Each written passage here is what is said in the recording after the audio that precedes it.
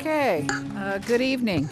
This is May the 7th. It's 4 o'clock on a beautiful, beautiful spring day. It's here in Snowmass. There's no one in town. Well, there could be. We're here. We are here. We're so pleased and proud to be here. Here's Bill. Okay. Everybody's coming in. Hey, Bill, we're just getting ready to do roll call. You got back. Perfect. Welcome back. Thank you. Okay, roll call, Rhonda. Butler, Here. Circus, Here. Matson, Here. Shank, Here. Here. and Hiccups. You know how they tell you to stop them. Go get some sugar and put your hands One up. little hiccup. Now it's gone. That was Okay. weird. We're all getting healthy here, so we're going to be, you good to go? Alyssa, you good to go? Okay. Do I have anyone in the public who would like to come forth and make a public statement or public comment? AJ, come on up. If it's related to Building 6, that comes later. I just wanted to underscore how important it is to get these packets and stuff online. If you're asking for public comment, you don't get it unless we can see what's going on. The Building 6 presentation online is some plans and some elevations, no sections. It's north arrow points south. It's just not enough. So. Okay, thank you very much, Jay. So I found it on the town website. Online since Thursday, I don't. Jay, it's been online since Thursday, according to Rhonda, and that's the day we normally post. What day did you look for it? I have the Building 6, I have what's online is some plans and elevations, no cross sections. Yeah, no, all that's online is really a term sheet and a real basic two-map. It's the term sheet that the council's considering tonight. Yeah. Yeah, It's the which is term great, sheet. but Okay. I wish Okay. there were more about the building itself. Yeah. Okay, thank you, Jay. Any other comments? Since there are none, let's go to consent agenda. Do I have a motion for approval? So moved. Do I have a second? Second. I'll second. I have a comment too. Oh. Let's see here. I want to go to draft agendas, just, Oh, okay, that's what that's where I want to I start. can't, my earphone is not working to hear you, so I'm gonna need you to speak louder. so Oh, I can actually hear okay. you. That means talk loud, okay? I'll wait. You want to do draft agendas first? It looks like it's attendance. I'm not sure I will be here on June the 4th. I'm questionable. And the same with the work session on the 11th. That's questionable for me right now, On the 11th, you on the mean? 11th. And then Bill's out on the 4th? Yep. Okay. Well, And if you're out on the 11th. then there and won't be a work There session. won't be a work Won't be a session. work session. Fine. And the 14th? Oh, you know, as a matter of fact, I'm out on the 11th too. Okay, no work session on the 11th. How about the 14th Sounds good. EOTC? I don't know if I'm going to be here. I don't know if I'm going to be here or not. You're out. The 14th, I'm out. Again, I'm hoping somebody takes me somewhere, but I'm going to be here. Hang on a Okay, minute. Judy. Let me look at the calendar a second. I doubt if I'll be here. If I miss the 11th, I won't be here on the, Oh, on I'm June- sorry. I June will the be 14th. here on the 11th. Okay, you're here, okay. If there is a meeting, I'll be here, and I'll be here on the 14th. And I may be out on the 14th as well. So what does I'll that know mean? by next Monday for sure. And I already told Rhonda that, let's see, the May 21st. 21st, I'm scheduled to get back in town at 12:30. If everything goes well, I'll be here. But otherwise, I may be late. Okay. Okay. Any other changes on attendance? Okay, how about just the agenda items themselves? I have a correction for the minutes of approval. Line 116 says 5-0 vote, but Alyssa was not involved in that voting for Thank you. Yeah, building, I didn't even catch for the center. yep. So it should be 4-0.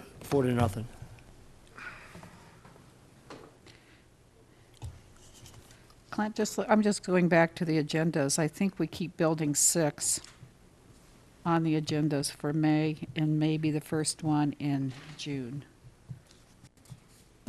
Okay. I just keep it there.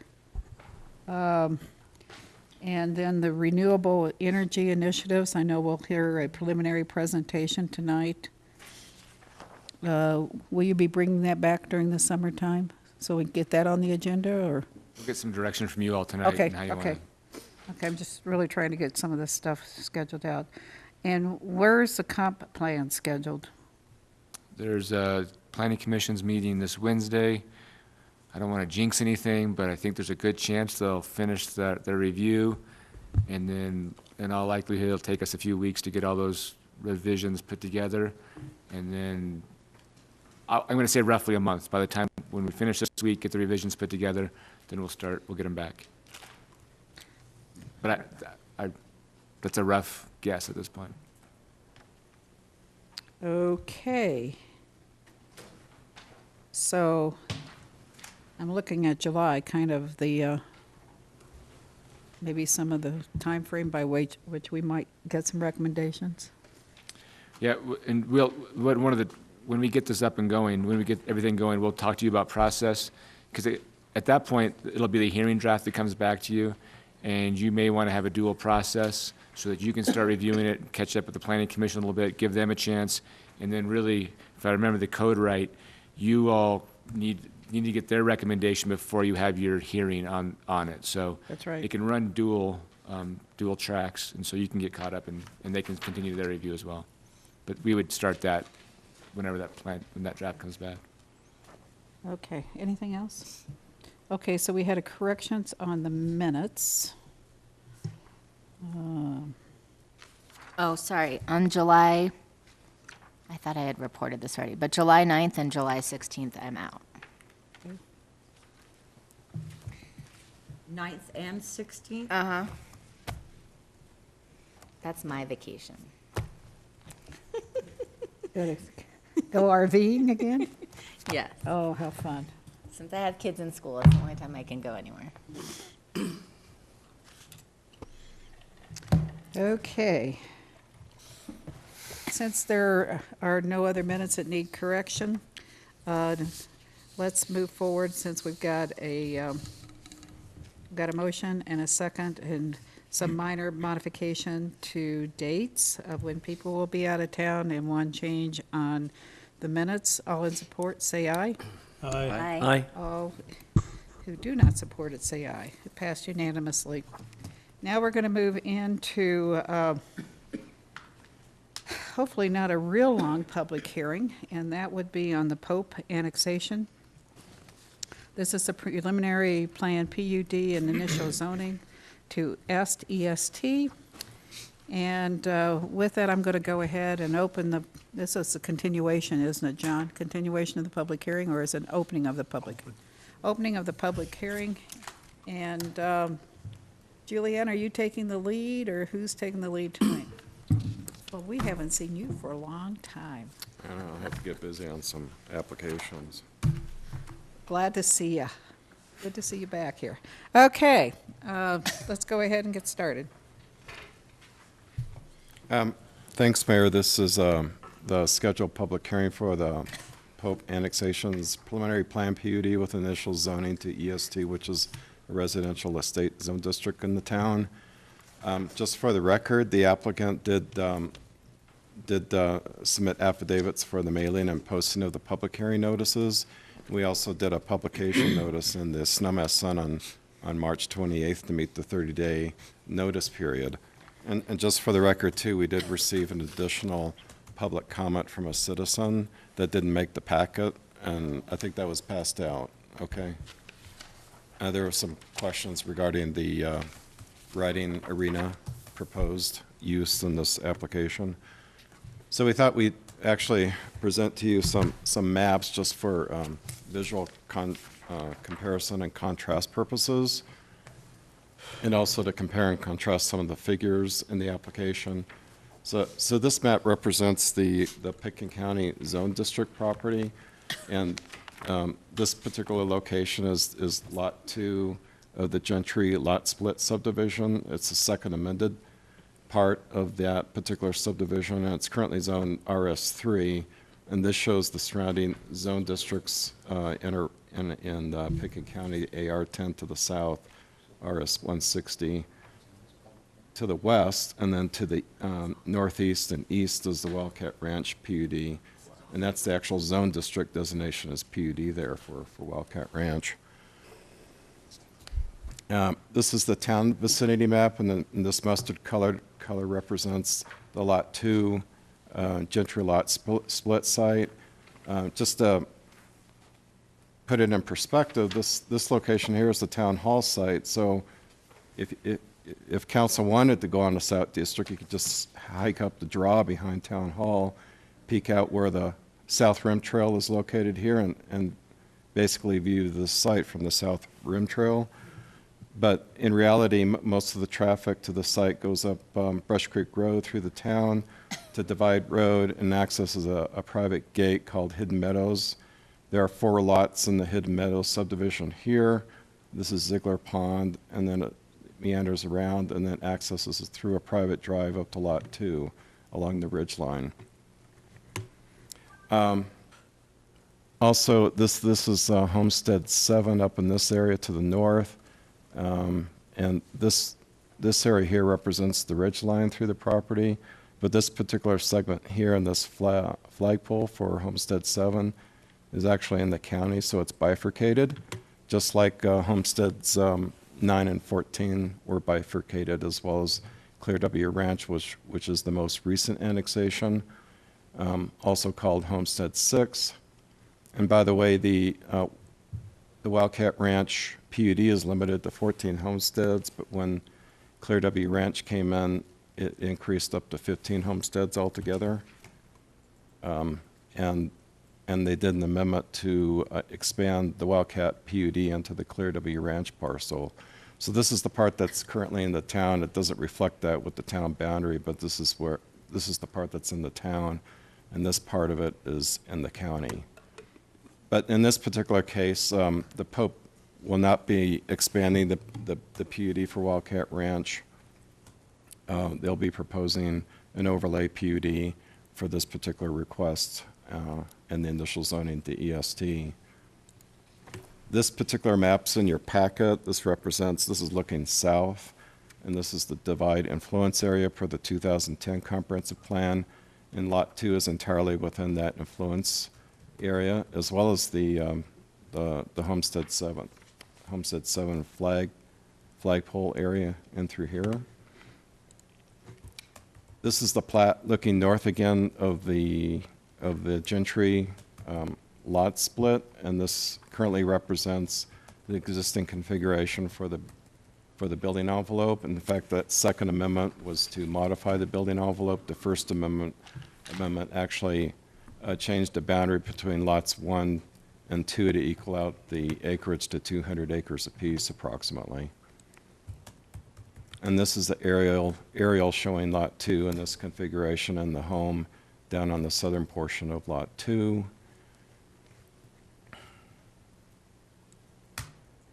Jim, on that picture there, where, does that show the ridge? You can kind of make it out here. It's Yeah, that's what I was wondering. definitely right around through here.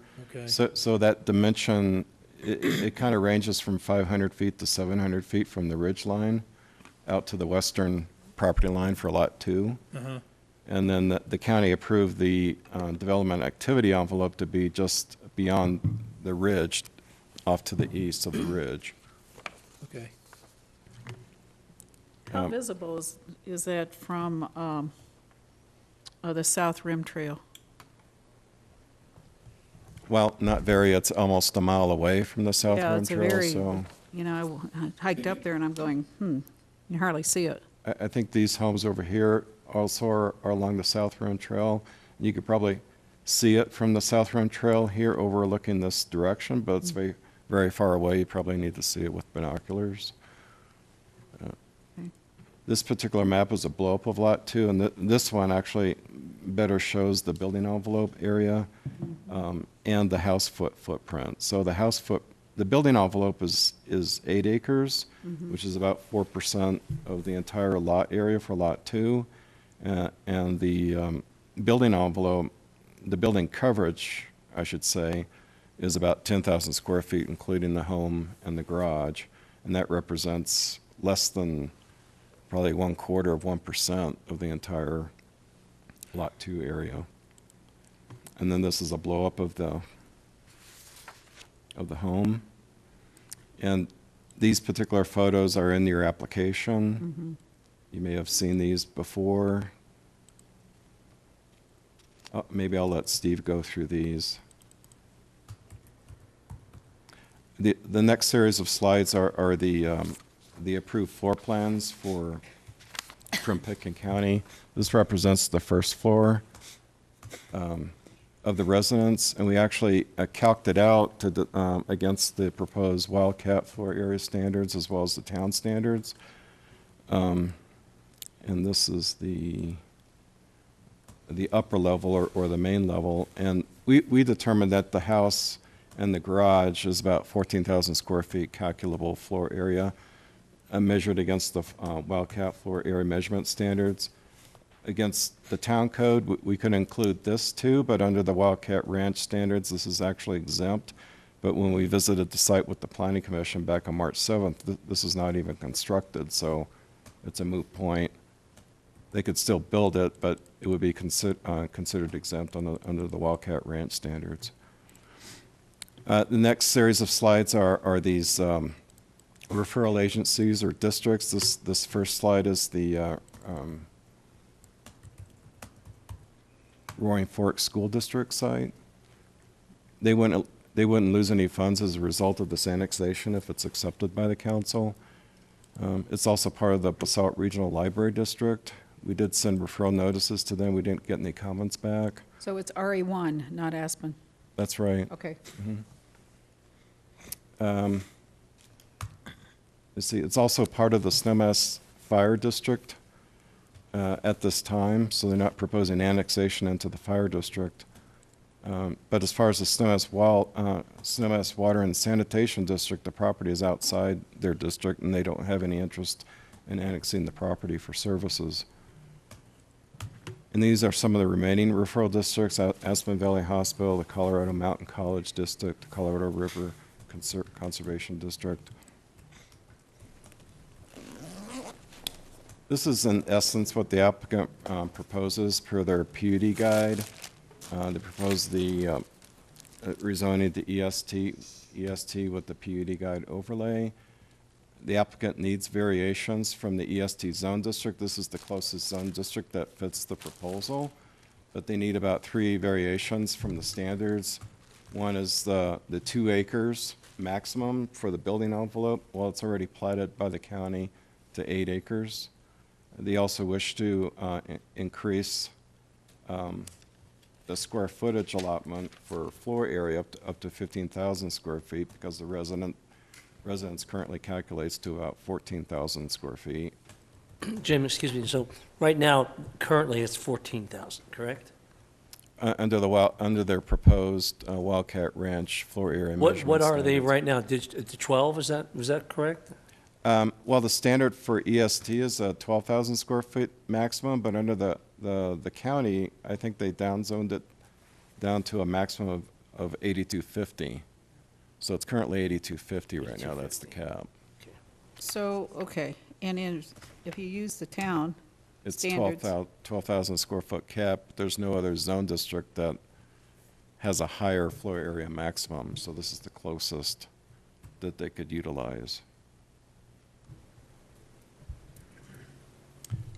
And then the third variation is to allow accessory structures up to 20 feet versus 18 feet. And for the Wildcat Ranch standards, it's 25 feet. Oops. Jim, go back to that accessory structure for a minute, please.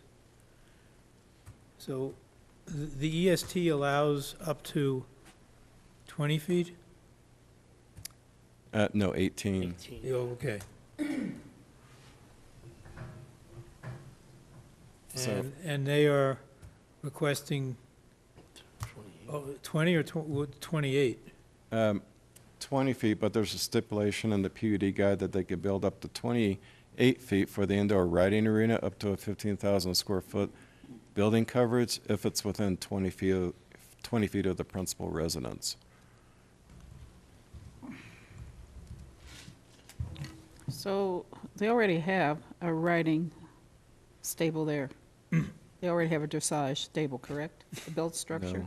No, they want to build one No, they don't want to build one, they just want to propose it as a potential use. as a future, oh, okay. Yeah. And I misread that part of the proposal. Okay. But one thing that I am a little confused about is the proposal allows for a guest house and a caretaker quarters. But the total can't be any more than the request 15,000 feet, That's right, right? So there's only 1,000 feet left that's correct. to build those two accessory buildings. Depending on whose standards you use. The caretaker on the lower level of the house exists, that's per our site visit, we verified that, Okay. that's about 520 square feet, so that's part of the 14,000 square foot calculation. Okay. So they could propose a separate guest house and caretaker unit as long as the total doesn't exceed 15,000. Yeah, so essentially, there's 1,000 square feet left of undeveloped space? Basically, or a calculable space to be used for the principal residence, or a Well- guest house, or a caretaker unit. I guess I'm confused. I thought currently there was 8,250. No, that's the maximum. County allow- max. That's the county allowance. max. Okay. Yeah, So- Okay, because I'm a little confused. And also, if they were annexed in, would they be eligible for the ADU accessory, more square footage if we allow them to have the ADU unit? no, because they're not proposing ADUs with the Oh, PUD. okay. The PUD would be basically the So- municipal code for this site. I guess I'm wondering why there's an allowance for the guest house separately and the caretaker unit separately when there's not enough buildable space left within the 15,000 square foot cap. They would just like to apply the same allowances and standards as what's approved for Wildcat Ranch. Those are the same provisions Okay, for so, the future. so they want to use the Wildcat Ranch allowable versus the town of Snowmass Village for an EST. Correct. But it's part of their PUD, it's not the Wildcat Ranch, they're just kind of borrowing some of their standards to utilize in their PUD. To make it compatible. It's really just speculative on a future sale, right? Someone could come in and scrape the whole thing, and they want to be able to say, I want to build a 12,000 square foot house, 1,000 square foot caretaker, and another 1,000 square foot over here. And a 15,000 square foot indoor riding arena. Subject If it's to- within 20 feet of the home. Subject to a separate review process, but we can get into that later. Yeah, that's- Okay, you want to, So what the applicant would also like to propose is allowance for other accessory uses like the administrative modification process for an indoor riding arena up to 15,000 square foot building coverage. That's building coverage, not floor area in this case. Staff recommended that it be reduced approximately half in size because the site's about 40% the size of an average homestead lot. And then The last provision is the variation from the county prohibition to allow for 2 dogs on premises within 1 acre containment acre or containment area. So that would calculate to about 0.5% of the entire 200 acre lot 2. So this is in your report too. This is Yes. just explains the EST zone district requirements in the first column here pursuant to the municipal code. And this is the proposed PUD with the variations we just summarized. These are the town council directives to the planning commission earlier this year, and we feel comfortable that the planning commission addressed those. In fact, they made a finding that they did. And this is consistent with their recommendations as well. These are a summary of the staff recommendations.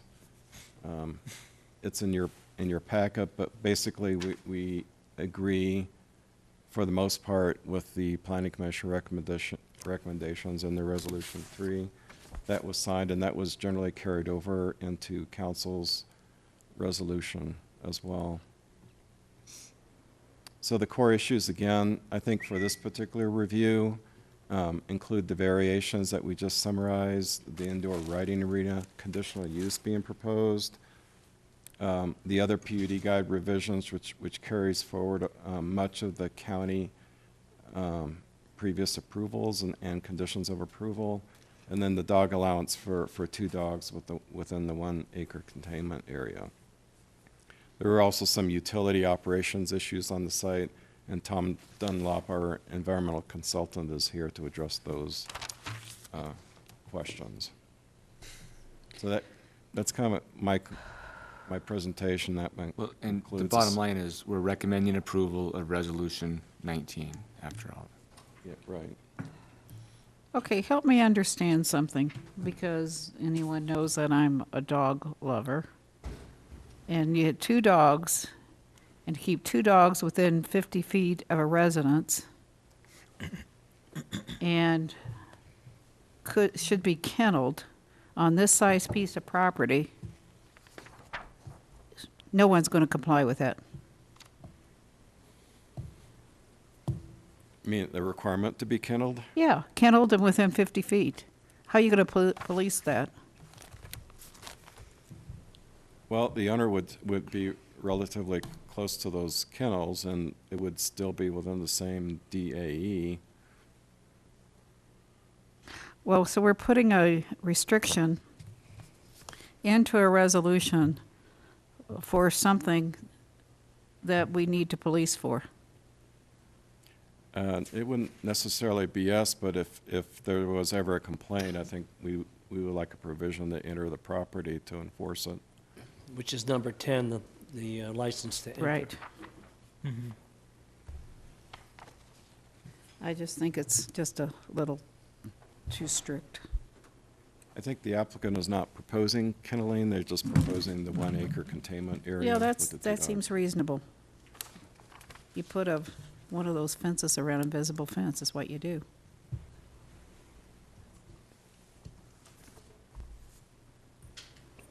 And I think that would satisfy as far as I'm concerned. I'm a little confused on the whole property layout and on the maps and stuff. I personally would love a site visit, but I don't know if it's in everybody else's wish list or not, but I'm a little familiar with some of the properties on the way up before the homes were built, but I just can't picture where this really is, without being up there, and how close it is to the top. It's right at the top. It is, right. And then, It's not a distinctive ridge line, it's kind of a rolling ridge line. You'll see that on a site visit if council wants one. Steve? I'd love to hear from Steve about all these requests as well, and where we are. I'm finished. Thank you, Marky. Steve Connor is representing the applicant, the Lois Pope Trust. And thank you for your consideration of the resolution. I think that there's some misunderstanding here about the zone district. and that the town only has an estate zone district at this time that would even be close to what would be contemplated for this property. We're trying to, as last time we discussed all this at the time we were doing the pre-annexation agreement, we're trying to go and carry forward what was in the Wildcat Ranch PUD to this property so that the western boundary of the town essentially had the same zoning. Wildcat Ranch predated the existence of the estate zone. It has a PUD zone. The town no longer has PUD zoning. And so you now have to have basic underlying zoning, and you can do a PUD overlay. So if the town had estate 15,000, that's what we'd be talking to you about. But the town's estate zone is 12,000 square feet. So that's what the variance is being requested to go up to what was the original Pitkin County maximum, which was approved in 1992.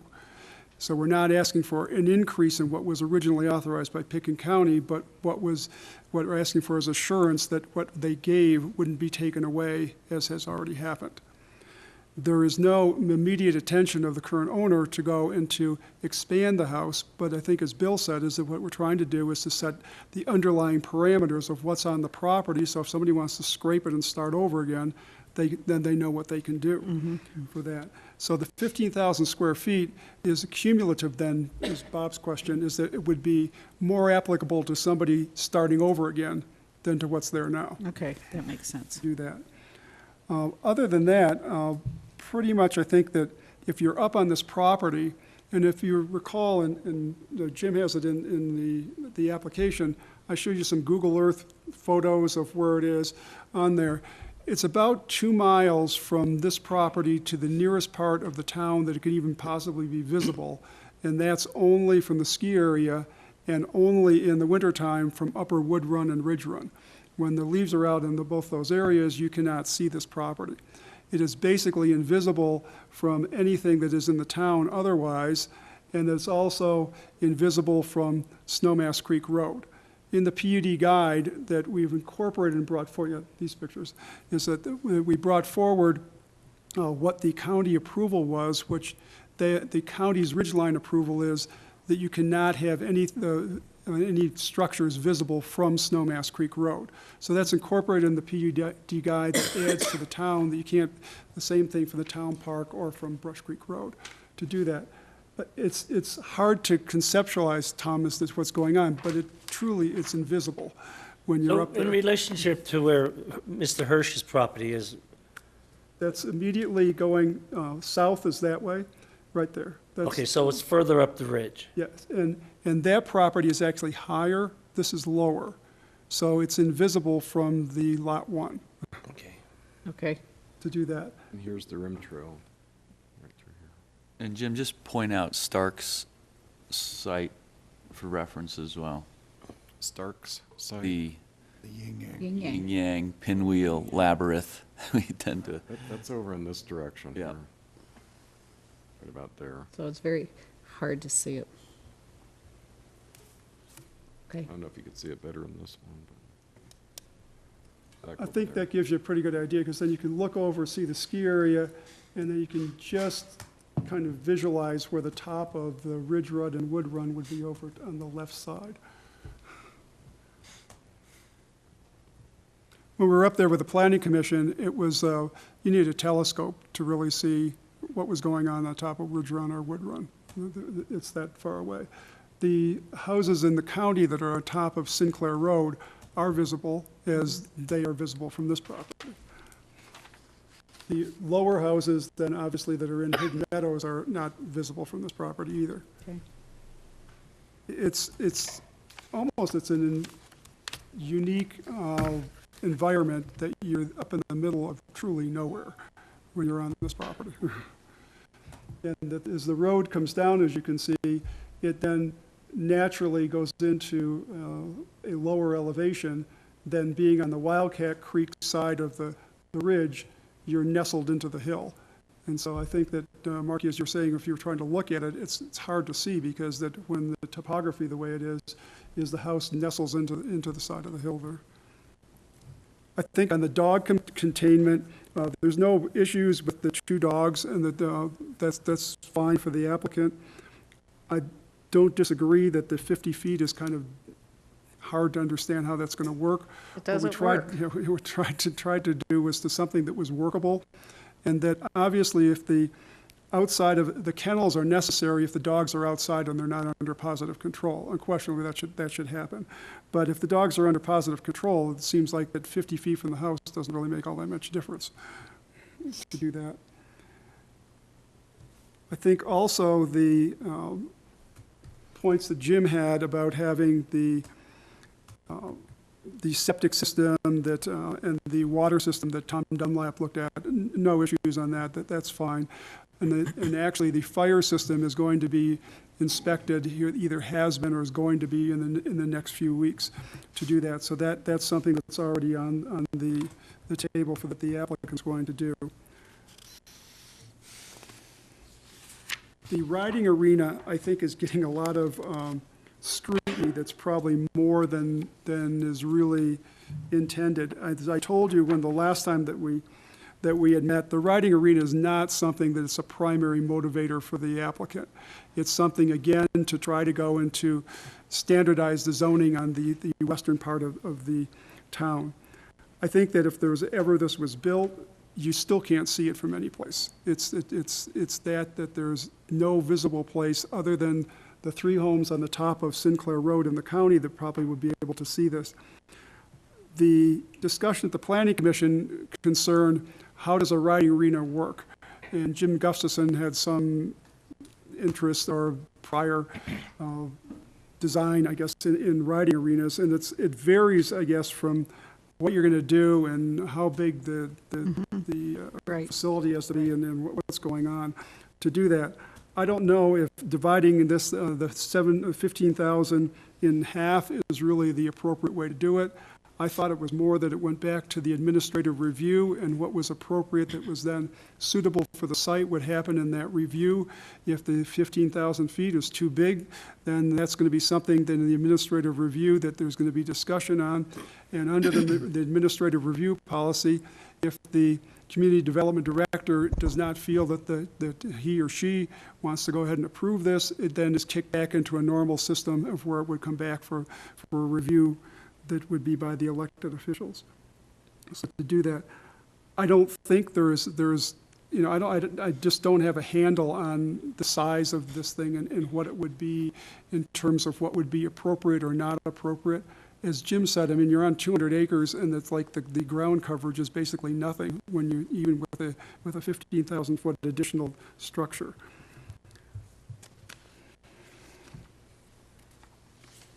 Steve, what's the basis for the 28-foot height of this riding facility if it's within so many feet of the home? It's brought forward from Wildcat. If there were accessory structures that were in a certain distance from the main structure, then that the height could be as similar as the main structure. In Wildcat, it's actually 32 feet. This, in the county approval here originally was 28 feet, and there didn't seem to be any reason to go up to 32 feet, in my opinion, so we just kept what was in the estate zone district. Jim or Julianne, do you know any background in why there would be an additional height allowed if it were closer? I do. Okay, I rode for years at Cozy Point in an indoor arena. The height is there because if the heaters, infrared heaters are lower, it'll spook the horses. So I understand that they want the height that has to be there for an indoor riding arena. Now, I haven't ridden in a couple of years, but I lost all of our horses. But we rode for years in the indoor arena at Cozy Point, and don't know the square footage offhand. But there was a concern with one of our public comments, and it's a very good concern about whether or not they're going to do indoor horse shows and how many horses and trailers will be trucking up that road, if in fact it does ever happen. Because just like there's a lot of indoor riding arenas up in Missouri Heights, and they do have, and the one down by Catherine's store, before it went to the polo ground, they used to have on certain days, if they were scheduled for shows, they would have to put it indoors or have training clinics and stuff like that. So it's not necessarily just for the horse shows, it'd be also for clinic leaders that would come. Because if you're going to have horses up there on that property, and you're going to have an indoor arena, cutting it down less than 15,000 square foot probably they wouldn't want it. I guarantee it, they wouldn't It want it. doesn't make sense. Doesn't make sense, because you're just going to be going around in a Right. circle. Yeah, yeah. And round and round and round.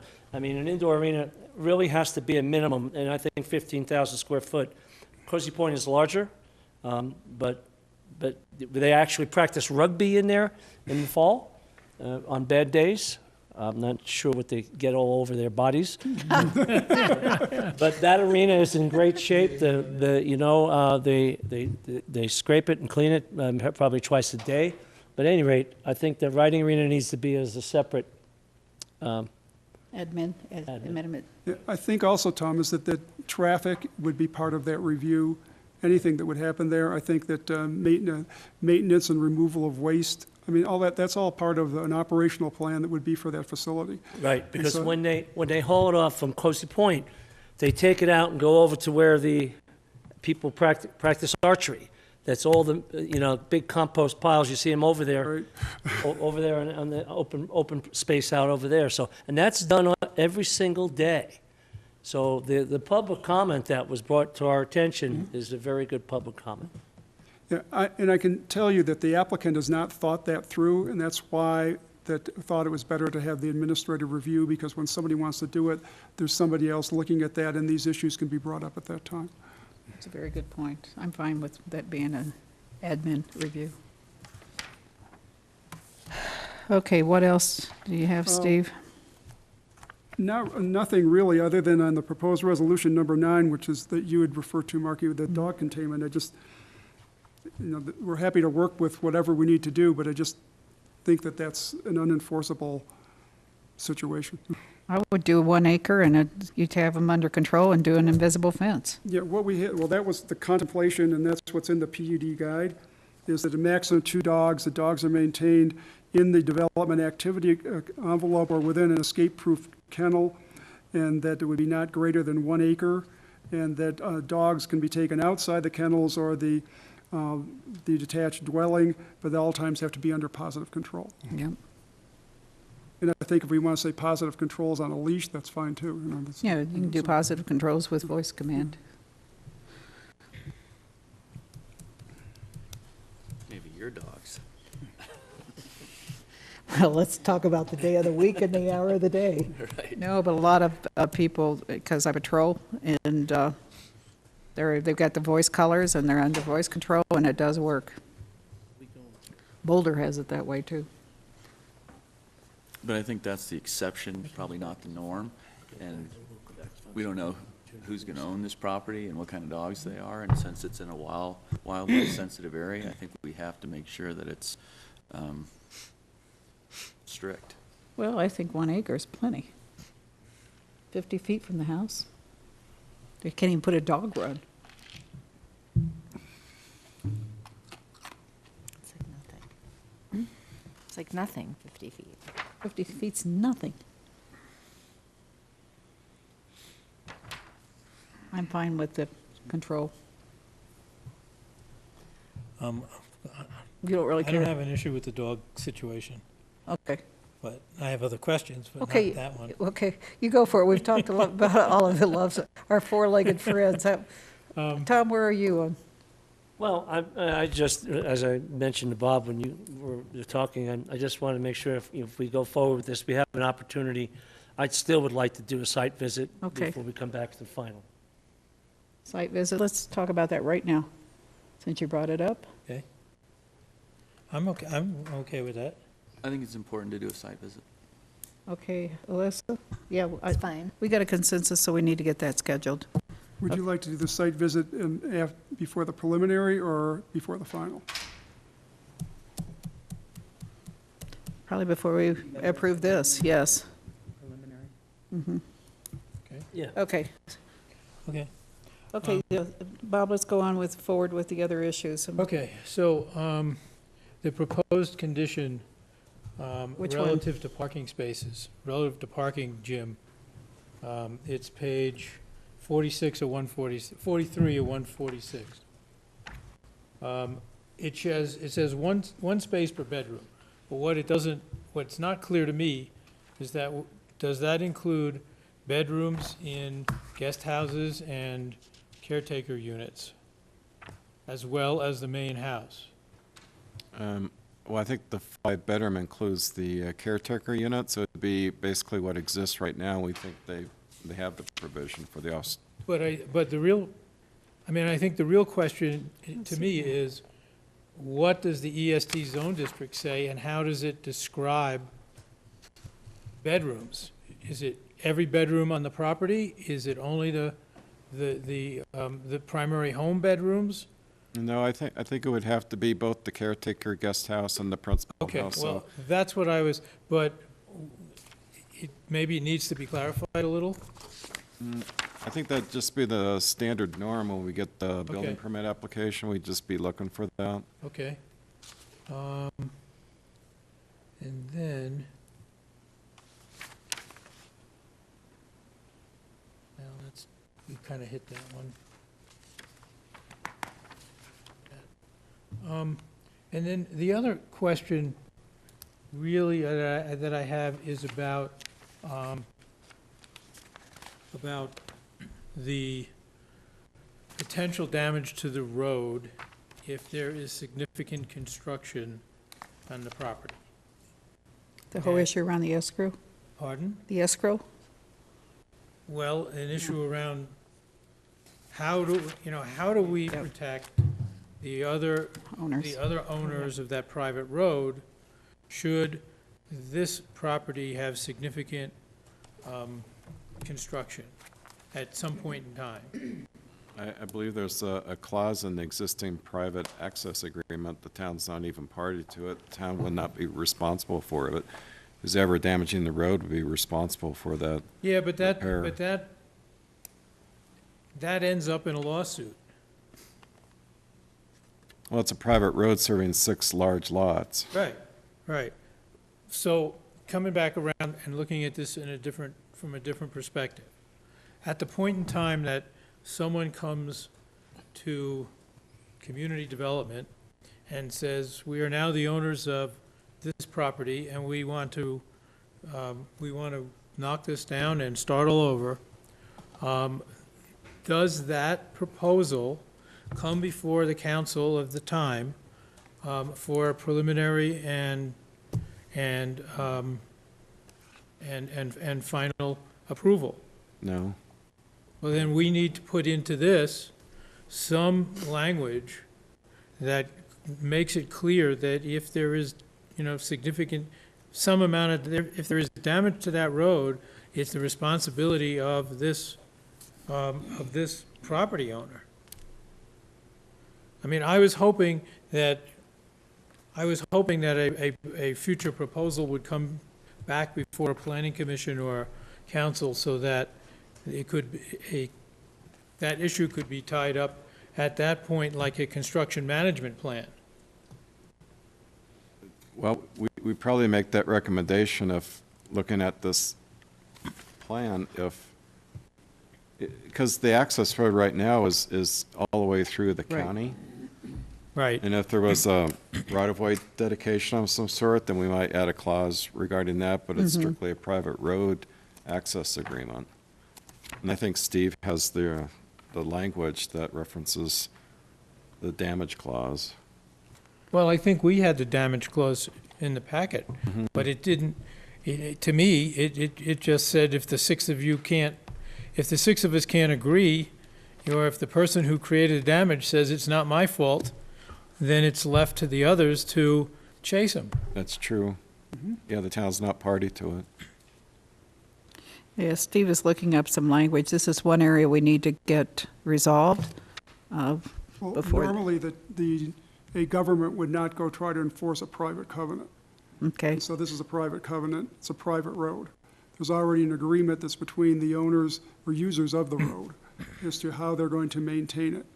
And that if there's damage that's created on the road that is to any specific owner or user, that owner should be maintaining it. I would think that, or repairing it.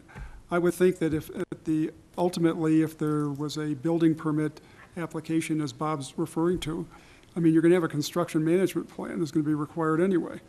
I mean, very simply, that can be added in the construction management plan is if you damage any roads in the town or whatever, is that there would be some remediation that would be required. Well, that's what I was hoping to hear, Steve, but I don't think that's what I heard from Jim when I asked him if that proposed plan would come before, any body. Well, the construction management plan was actually waived earlier. No, With the the construction preliminary management plan for there now, because there's For- nothing, no For the construction. application. Yeah, so I mean, obviously, if there's going to be redevelopment of the property, it's going to kick then the requirements of the building. CMP. Yeah, at the time of the building process. permit review, but not this application. Correct. Okay, that's where it'd be found. Okay. Okay, any other concerns? I Um, had some, but I think we got them all. Yeah, I just got one more question, and this is, so as I understand the situation relative to affordable housing, that the proposed $250,000 is for the variances that were requested for basically for past the variances that are requested to kind of bring the property from the county requirements to a state zone plus wildcat requirements, right? And get the property owner more or less whole. If in fact, and there's no, at this time, there's no additional requirement for affordable housing, That's right. right? Mhm. Okay. If at a future time, there is future development on this property, then employee housing would be brought again out on the table and be redetermined. No, I don't think that's the case. I think it's addressed with this particular application. We're not mandating employee housing requirements now. We're just basically outlining what the allowed and conditional uses are for this particular rezoning I request. think what Councilman Circus is asking is, should they propose another 1,000 square feet, would those employee housing requirements be applicable to those, any additions that happen? With any building permit, we would continue, there's nothing to prohibit the application of the existing law to any future building permit. No, because this land use would approve up to 15,000 square feet, so if there was a permit that came in for an additional 1,000 square feet, no, we would not require additional employee housing. If somebody wanted to raise the building and start over, would there be a calculation for affordable housing? No, because if this is accepted via permitted use by right, except with the conditional uses. Okay. That requirement is generally made at time of subdivision. This is Yeah, so this is beyond that already. correct. Okay. I have a question for John as well. John, the balance of Wildcat is a PUD in terms of a zone, if I heard that right. Right. Why would we not do this as a PUD overlay zoning versus an EST? That's what it is. Yeah, Okay, so why not stay with it? well, because the town Pardon? doesn't, Well, John, Because I can't tell you the exact year, but subsequent to Wildcat zoning and a lot of other zoning, we had just straight PUD. So we What do just- you want to do okay. with your land? And then, I can't tell you the exact year, but the code was amended to require an underlying zone district, and we created all Okay, these zone right. districts.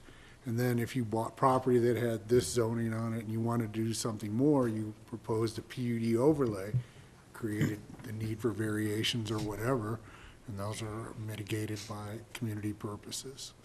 And so it is going to be zoned EST in the town of Snowmass Village, and that comes with a set of parameters, but you're modifying that with a PUD overlay. okay. That's what they're asking, for the applicant is Okay. asking for here.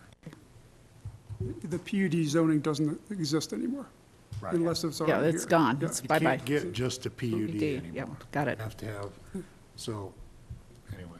Bob, and if I also could address your concern on employee housing, is you remember that then if there's any sales of this property, there's going to be significant contribution of True. of the transfer tax? Mhm.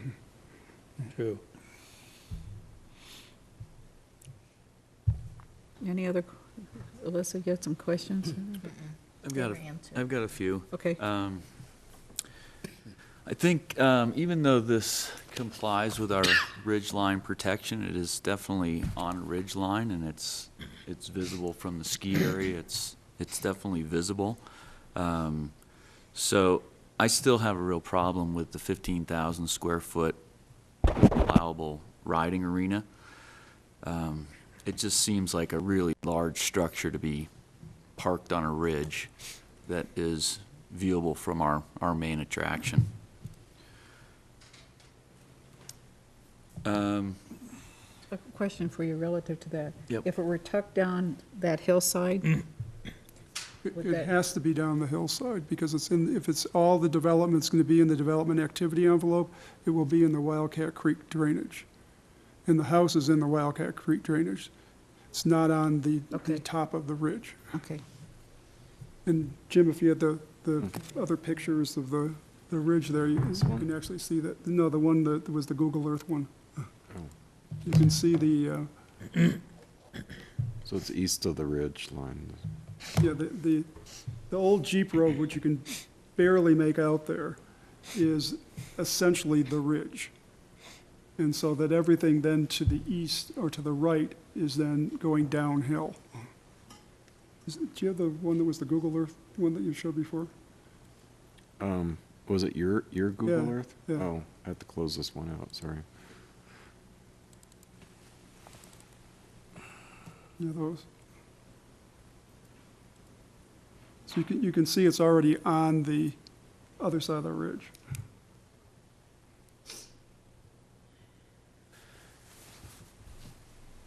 Okay.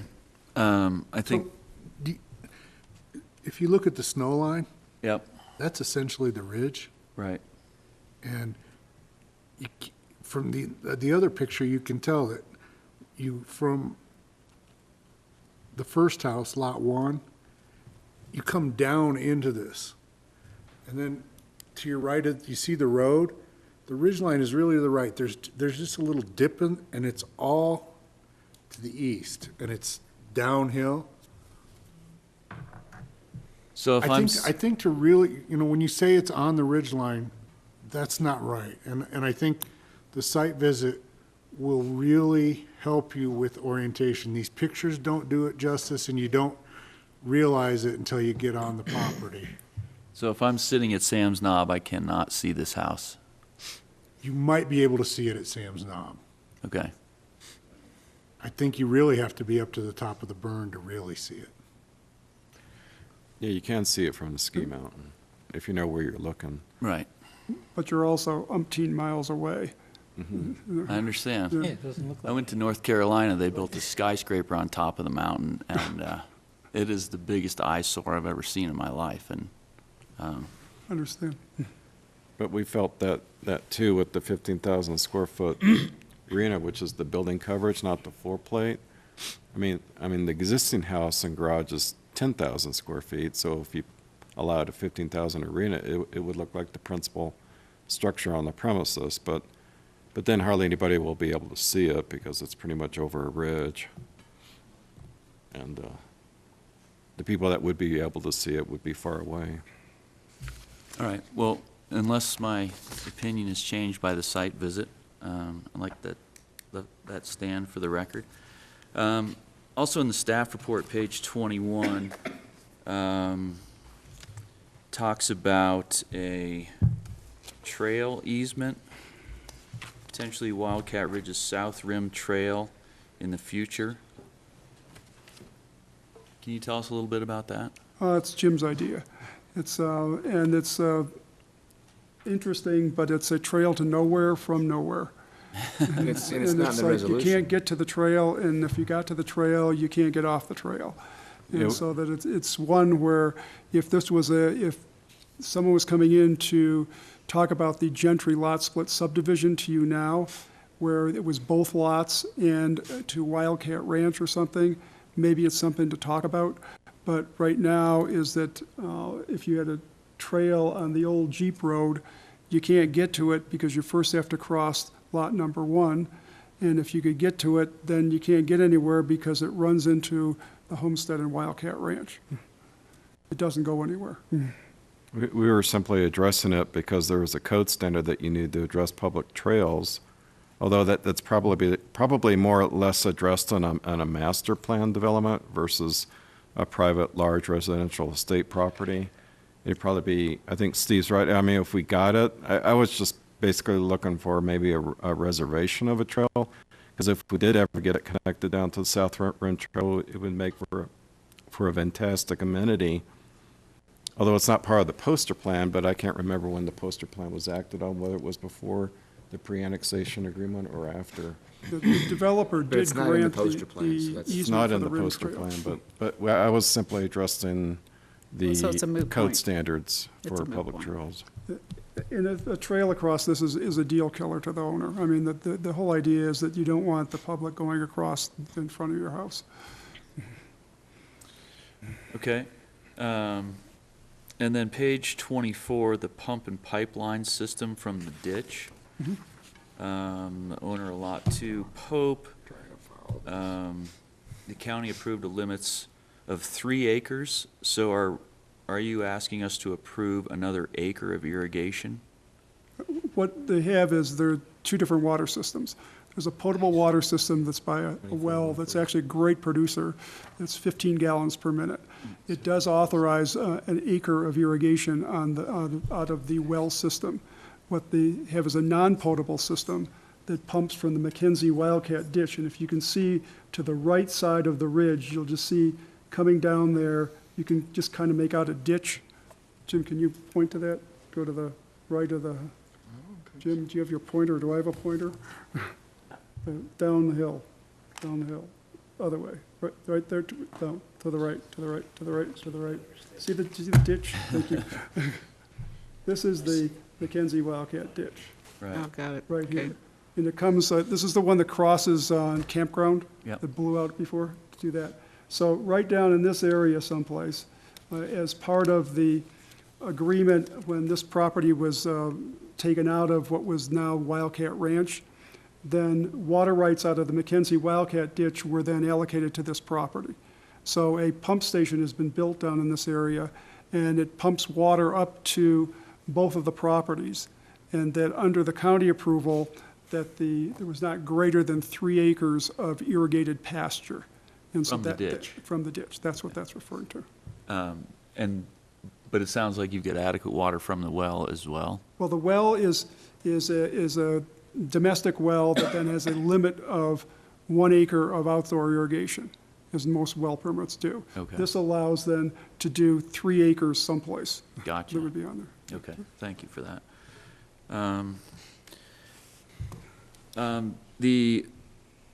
The packet also stated that current utilities for the dumpster, they've been using the town dumpsters. This is really interesting, is that I thought that they had private trash service, and that's what was going on. When we did the site visit, found out from the caretaker that they've been dumping their trash down at Sinclair Road, which I thought was very nice, so to do that. So what I'd talked to the Public Works Department and said that what I thought in fairness would be good is that we go have a retroactive trash payment that goes back to the time of the application coming in for the annexation. And in the future, they will just have a contract, as anybody else in town does, to pay the trash fee. And what year was the residence built? The residence built it got a CO in 2002. I don't know what they did with the trash between then and to when the caretaker told me. I don't know where it went. So you go back to, So they've been using Sinclair since 2002. Well, maybe, but I don't know. Okay, well, then maybe they've been using. Yeah. So It's a lot of fees. Right, so we should be going back to 2002. Well, that's the $250,000 also, is that, that what is being proposed is that to cover anything that possibly would be an impact. I think in fairness is knowing what's going on. Well, to go back to the, when the trash, or 2 years to when the application came in. Prior to that, I mean, there really wasn't a trash fee all the time. So that brings up a point to me. This payment of $250,000, maybe, John, this might be a question for you. Does this become a precedent for either annexations or for accepting variances? No. And each type of annexation or each would be looked at as its own? And but how do you really? They're unique. But how do you really differentiate them, one for the next? Sorry, he was just adding up the fee. No, seriously. Sorry. I don't, maybe because this is the only one I've ever seen, but are they that differentiable? Can you spell that word? No, I can't, but Sophie can. Yes, I think probably can. Well, our code provides that we operate under the State's Annexation Act, and there's standards in there that get applied. Okay. But, and to your question, is it a precedent setting? Absolutely not. Each and every one's unique. Okay.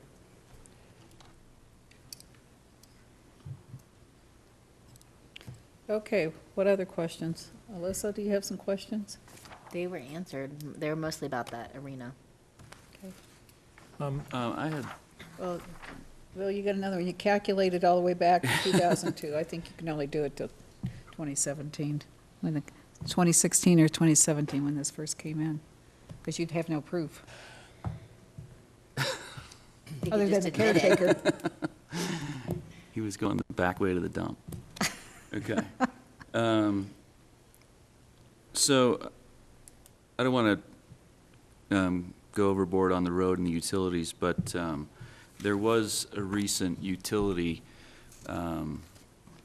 laid in this area, right? I think Comcast ran a cable, and there's a subsequent lawsuit. Is that right? There was some. I read that in the newspaper, but so I've been contacted by 2 journalists about the issue, but we haven't looked into it. It hasn't impacted our roadway, and we're not aware of it. But wasn't it in this same area? As I understand it. According to the newspaper, the lot owner of Lot 1 Gentry has instituted proceedings against Comcast or possibly their service providers, their on-site people. And that's what the newspaper said. It's Right. not in the town, so Okay. There is a utility easement that comes up from Divide Road. That's on the same as the access road. And I'm assuming that's how all the utilities got up there, if there was any issues with Comcast. Okay. All right. Those are all my questions. I have one question on the Okay. fire. Okay, On the fire protection, and this is mostly because I don't know. But if Wildcat if Snowmass Wildcat Fire District is protecting this house, and this house has a 10,000-gallon tank for water, shouldn't there be a regular check of the operability of the pumps or whatever is going on, getting that water onto the house in case there were a fire? My And understanding, rather than do it once, when we annex, or the Snowmass Wildcat Fire District is taking the responsibility protecting that house. I mean, I didn't see anything in John Melly's note, but it there's would, nothing in there. but it would seem to me that they'd like to know that it's at least checked on an annual basis. Yeah, and I assume they have operational regulations just like we do. We don't put everything in the land use applications. They're still subject to other inspection type issues. So because it's not listed doesn't mean that regulation doesn't exist. But Okay. I can't speak to what that Yeah, annual I inspection is. realize I'm talking about a separate organization. I got to believe that they've got those kinds of requirements, but I Okay. don't know that for a So fact. Bob, 10,000 gallons is not a lot, so it's really only enough to get the people out of the house for 15 minutes. It's not gonna save the house from being burned. Well, no, but I understand, but even so, you still like to save the people. Oh, yeah, I mean, however it was calculated from the time when the house was built in Yeah. regards to what that well produces and what they Yeah. have in storage and what the pump is. Okay, Bob, I think the answer to your question is the insurance requirements. The insurance carrier requires, I believe it's every 2 years that the system be Fine. inspected. okay, thank you, Steve. Okay, do we have any other questions? No. If not, it seems as though we have some, yes, John? This is a public hearing, and you might want to ask if there's Oh, is there any anybody- comments from the public? I did open it. No. So as we continue to work towards the resolution in terms of the EST, we have 12,000 current square footage up to the max of 15,000 cumulative. Is that correct? Well, that would be the cap, if you approve the initial zone of the EST, Right. the standard is 12,000 square foot Right. floor area maximum. They would like to increase that up to 15,000. They had 15,000 before the county. I think it makes sense. I mean, it's a small piece of property. I mean, it's a large piece of property with less than half of 1%. The riding arena, there was a suggestion, administrative modification. That's in the PUD guide. Yep, okay. That's all taken care of, that's taken care of, that's taken care of. And there is a goal by council to take a good look at the piece of property. And I'm sure you all have notes, Jim, Julianne, Clint. Did I miss other things? I mean, really, I mean, we're The looking, dogs. right, we've got the proposal, the draft resolution in front of you. Yeah, And if I understand correctly, you could act on it this evening, and then we could still accept the site tour up after that to go and visit the site. So this keeps the momentum, or the decision-making going, and then we would set up a site tour prior to the next step in the development, and the land use well, let's go application. back to dog containment. Do we have consensus on what we want to do and take that up to an acre versus the 50 feet under control? Yeah. Yep, Yes. okay. The provisions in the PUD guide, it might be on there as an amendment, is it's to refer to the proposed PUD guide. I mean, the 2 dogs are fine and under positive control and blah, blah, but it's like, this is very different than what's in the PUD guide. Okay, we'll modify that according to the guide. Well, we were just going off the recommendations from Yeah. Picken County on the Wildlife Division. We'll follow the PUD guide, make that modification you- on Yeah. line 447 through 451. And other than that, do you see other items that you'd like to add or modify? I think at number 1 on 402, Oh, I'm sorry, I Yeah. didn't go back to one page, okay? yeah, Yep.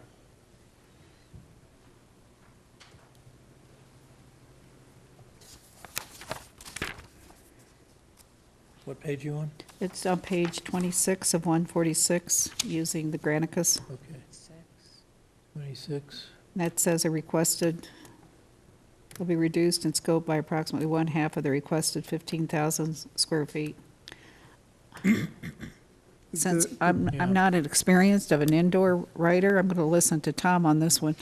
The PUD guide says the accessory structures or uses in addition to those that are specified that are not calculable floor area should be authorized, provided they are similar in nature to the uses that are listed in the PUD guide, and were reviewed and approved as an administrative amendment to the PUD under section 16A 5250A9. And the indoor riding arena is capped at a maximum of 15,000 square feet of ground coverage. Basically, it's about, 50 by 300 foot long building. Why don't we follow the PUD guide? It's the purpose of a PUD.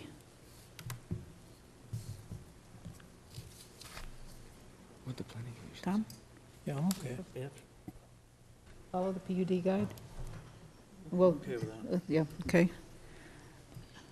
Building number 2, ACE 3, 4, 5 is the mitigation. We need to calculate this trash pickup. See if it's covered with 250,000.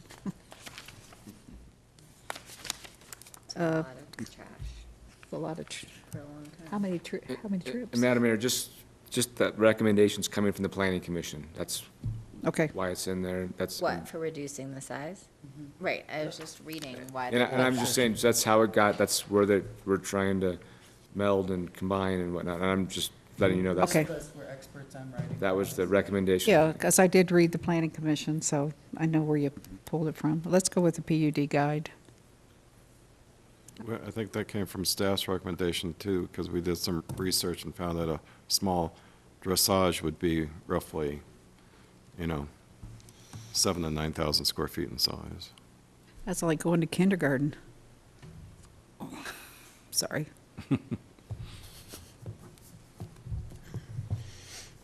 Let's go on, solid waste removal. Service agreement with Public Works, and then that's on number 6, it's line 430. Do we want to assess an additional fee for back payment?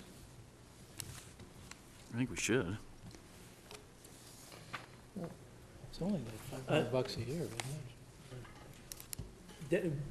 Based upon the fact that we don't know what they've been doing with their trash since 2002, you mean? I don't know if we could, We know we do it based on what the caretaker, how long he's been employed, I would say, and proof of. Yeah, I mean, as long as the person that's in there now has been dumping trash, that's what they should be paying. Right. I mean, it's a lot of money. Okay, since I don't pay the bills, how much This is is like a $500 fee to use the dumpsters, right?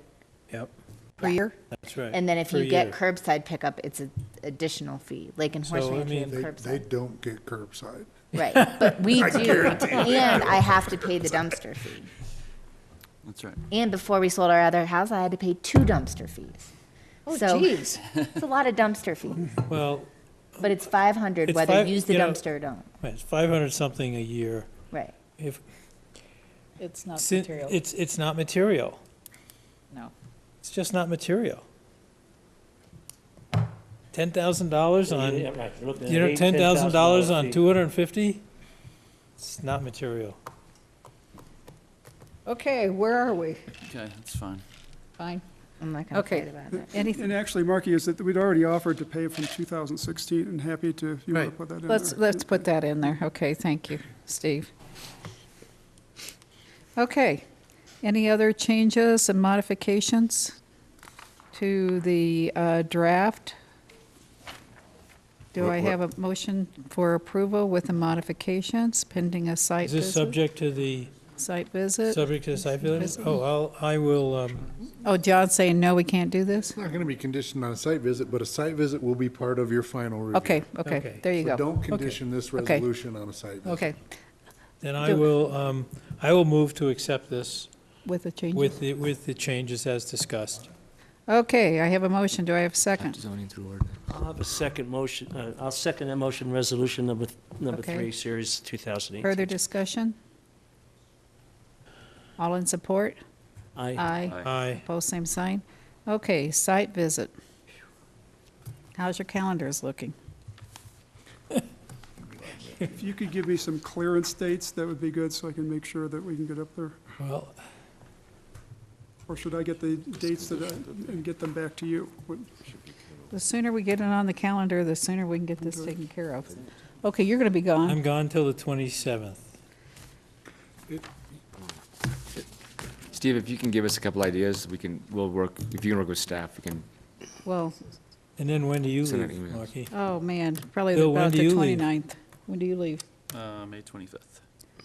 Yeah, so I get back, Bill's gone. This might be early July. Because we're going to be submitting the final application during all this happening, and so during the pendency of the final application, that we could do the site visit, that would be fine. Okay. In July would be in the time frame you're going to be doing that. So okay, if you can I'm coordinate not with going Clint, anywhere. because I may be gone in there too, so it's, We're just not all going to be able to get to a site visit. Let's just pick a good weather day. Seems like our last two site visits have been the worst weather days possibly all You winter. just make it happen there.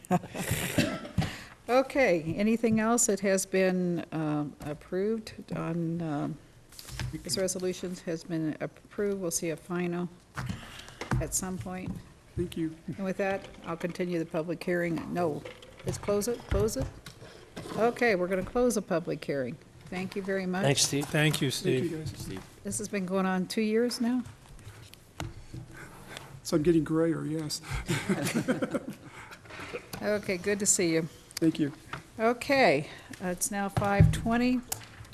Let's keep going.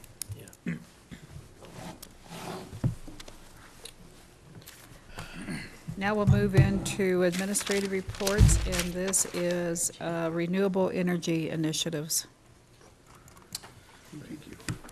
Thank you. I just need 1 second.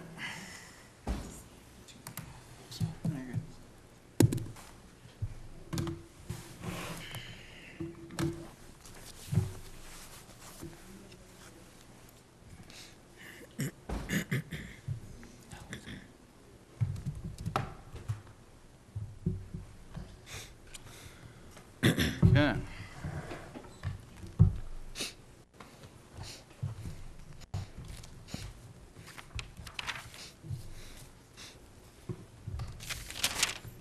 So I am here to present a menu of renewable energy initiatives that staff and the Environmental Advisory Board have prepared for your consideration. So Andrew Wicks is in the audience tonight.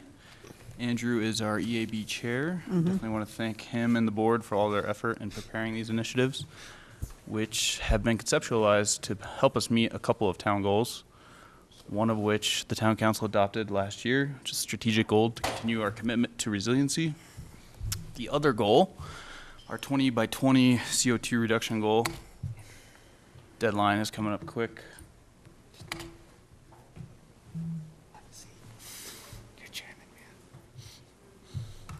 Get over by the microphone. That's the logo. There we go. So the 20 by 20 goal is to reduce our carbon emissions, and that's community-wide, over our 2009 baseline by 2020.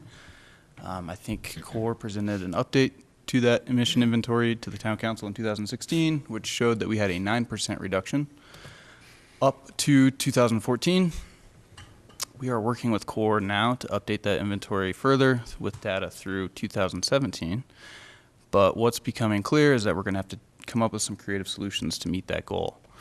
So as we look at our carbon emission inventory, we know that a majority of our emissions come from building energy, and the majority of that is made up of electricity.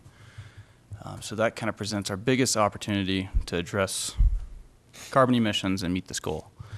I want to stop here and say that as Holy Cross customers, I think we're pretty lucky to be on their grid. They're definitely progressive when it comes to renewables, and they have goals of their own to reduce their emissions, so we could literally sit back and do nothing and be the benefactors of their efforts. But we actually approached them for potential solutions, and they gave us a few ideas that we could be doing to help us meet our goals. Just a clarification. Go ahead. Is this for town, Snowmass Village buildings, or our entire community? So the 20 by 20 goal is emissions across all of Snowmass Village. Okay, so how do you factor in Base Village and its build-out and its opening? I mean, that's definitely going to be a challenge. So the additional square footage, the additional buildings is going to I mean, increase our the emissions. question became, as soon as I started through this packet, was thinking about what's coming across the street. Sure. And how would that get factored in to the goal? The goal is what our goal is. Right. But now you've got a lot of variables that are changing. Right. And the goal is strictly a percentage. So whatever our emissions are 5-10 years from now, that will be factored in. So our we've got a little emissions problem with the baseline, from 2009. 2009. Yes, it's measured against 2009. Okay, go ahead. No, that's okay. So I'm going to present a few different opportunities here. Please feel free to stop me whenever you have questions. So we'll start with the REP, as I like to call it. It's the Renewable Energy Purchase Program, which is a program currently offered by Holy Cross, and it's something we could start doing quick, probably tomorrow if we wanted to. But basically what we would be doing is paying a premium for renewable energy that is currently available on their grid. So what that looks like in solar, wind, and hydro is a 13 to 21% increase over our current electric bill. So what that does is it basically shows support for renewables to Holy Cross. They, in turn, go out and find more. They are currently working on adding a solar project in the Woody Creek area, and so we basically have the opportunity to purchase that energy. So how does this vary from the prior two programs we looked at on purchasing into the grid with CORE? I'm not sure. As we, Not sure what yeah, projects those were. yeah, there's, There's no on-site in the town. I know that, but Okay. we looked at buying into the grid network that was being installed over in Eagle County, and then we looked at another one, Carbondale. Carbon, Yeah, yeah, I think it'd be very similar, but okay. this is basically Holy Cross just preparing Okay, just, this options is all new for us. all over the state. Okay, However, And this is not project specific. This is, I mean, the hydro is actually generated in the village here, but the other options are just in their green portfolio. It costs them a premium to generate it, so then they charge a premium to sell it. right. And so it's not actually, we couldn't say wind is coming from XYZ farm or solar is coming from XYZ farm. But it's just, it's coming from their portfolio, and they give us an option to own, to Yeah, in the create past, it that was demand. purchased into a grid complex or a solar project of theirs, okay. gotcha, yeah. So this wouldn't be project-specific, as Okay. Clint said. And some of the arguments against this program that we received was that this actually doesn't create new energy, new electrons on the grid. We're basically just buying energy that's already there. So the EAB did support us participating in this program, but they also challenged us to look at, And before you leave that, just to kind of keep the percentages the same, if you can go back to that chart. Mayor, you asked a question about that community goal. That 2020 is the community goal. These costs are for town-owned facilities only. Oh, town-owned, okay. So this is just for our facilities that we pay Okay, bills got on. it, got it. So just, that's a little apples and oranges, but that's, so we looked at ways to produce our own renewables, starting with kind of the more obvious, which would be rooftop solar. And we looked at 4 facilities in particular, based on some work that had been done previously, and had SunSense do kind of an analysis of what could fit on these facilities. So we have rooftop, ground mounts, pole mounts, all kinds of options available. And then we actually added Mountain View 2, kind of last minute actually, because they are getting ready to do a re-roof project this summer. So just briefly looking at each of those facilities and what they could look like, starting with Town Hall, Public Works, and this has limited rooftop shown because of the age of the roof. Town Park Station, which would be a very small system, but kind of in a neat location to demonstrate solar. The Rec Center, which already has solar included on it, so that's primarily just pole mounts. And then Mountain View 2, this is my own handy Travis, GIS with work. Mountain View, would the homeowners of those units benefit from the solar gain, or would it be the town benefiting from the solar gain? Are we talking just the solar farm that we're buying into? Simple answer would be the town, but, you know, indirectly, the residents would benefit from that by keeping their costs low. So we Indirectly? pay the electric bill. How indirectly? So if I'm living in a Mountain View unit and my electric bill. You don't pay the electric bill, the town does. Pay electric bill. Okay. So, I mean, in our grant application, we basically said the town would benefit from the savings, but we would take that savings and reinvest it into the housing. And there's electric heat in all of Mountain View? Yes. I actually didn't know that. Yeah, there is. Cool. So, looking at all of these options, you can see it's expensive. It's an expensive option in terms of upfront capital cost and cost per watt. Depending on some different grant opportunities and different programs that Holy Cross offers, the payback could be long, could be up to 50 years. How many years? 50. 15 or 50? So everything's super preliminary at this point, but best case scenario, some of these systems would pay for themselves in as little as 10 years. Worst case scenario, they would take up to 50 years to pay for themselves, Yeah. depending on Yeah, grants. we've done this calculation before in the town. Gotcha. Yeah. So, again, it was the EAB that kind of challenged us to look bigger and try and look at, oh geez, sorry. Prezzies, yeah. So look at large-scale solar opportunities. One member on the EAB in particular actually put us in touch with the contractor who is doing the Woody Creek project for Holy Cross. And they basically said, yes, there is an opportunity to take advantage of economies of scale here and build a large system that would be more cost-effective, more bang for the buck, and it could even be cost-neutral or cash-positive for the town. So we did a series of site evaluations on town-owned parcels, and 2 candidates rose to the top, the Horse Ranch site and Mountain View. You know, we've looked at Mountain View before. I saw some Yes. memos and Yep, everything yep, from yep, 2010. yep, yep. But there's a difference between then and now. Then there was a cash investment from the town required. Now there would not be. And so we That's didn't. not the reason why it got, Well, and that's the part we didn't. That's why we're bringing it back to you to say, hey, if it was the the cash. reason why it it's- got vetoed was because you could see the panels from the ski Yeah, slopes. and the overall, like we said, the overall mission of this is we know that if we want to hit this 20 by 20 goal, we've got to do something. And so this is beyond brainstorming. We've got numbers behind it, and we're looking to get a little direction to see what can be supported and where should we put some efforts. And so, Okay, let's do just Horse interrupt the Ranch. Travis, but I'll let. Yeah, so took the words right out of my mouth. I mean, all of these numbers, the systems, the cost, the revenue is super conceptual. We didn't want to continue those conversations, however, until we had a chance to look at the sites again with town council. So let's take a look. This would be the Horse Ranch site. I think it's also referred to as the school site. School land dedication site. You guys know where this is? Yes. Yes. Okay. Oh, You're not gonna like this one. So there are 5 vantage points that the contractor prepared for us. 1 through 5, actually deleted number 4 because you cannot see it from there. But we'll start with number 1, which is at Horse Ranch Drive and Brush Creek Road. no. The second vantage point is moving up towards the crossings in Horse Ranch. Where is the array?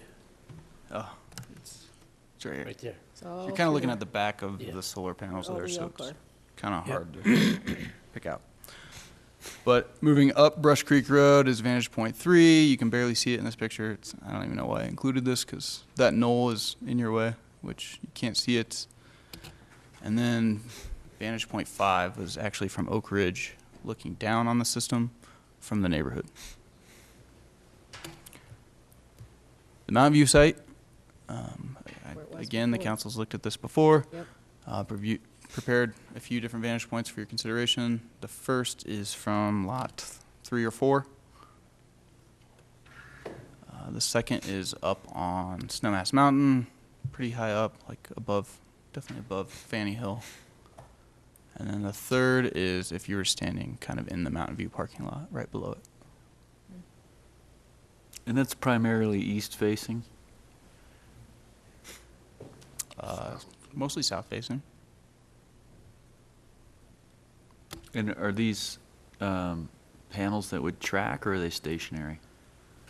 To be determined based on their analysis, but from what I've heard, tracking panels won't work here due to our snow load, which Yep, that's what we heard from. I think that's a good problem to have. Mm-hmm. So yeah, they'd most likely be stationary, which reduces their productivity. Right. But this is what they would produce. Again, super conceptual. It could range from 0.5 megawatt up to probably 3 megawatts maximum. I think realistically we're probably looking more like 1 megawatt, which would be a good chunk of our emissions and energy use. But if we look at all of these options together, this is what we have. pretty small when you look at the percentage of emission reductions. Yeah. This is just kind of a breakdown of the cost. Travis, of emissions. I had trouble with some of your numbers. They just don't seem, they don't seem like they're consistent, okay? Yeah. So, I'm looking at the, summary. It's on page 99 of 146.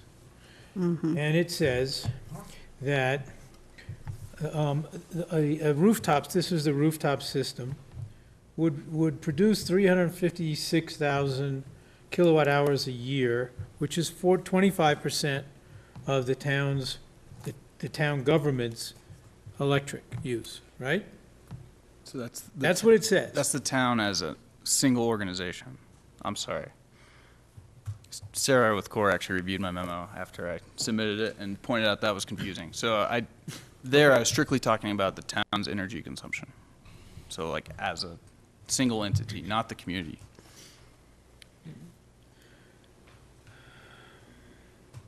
So, what's happening to me is, the way I'm reading this, the bases are changing. You talk about 226 kilowatts of solar from these 5 locations, but then you switch to kilowatt hours, on an annual basis.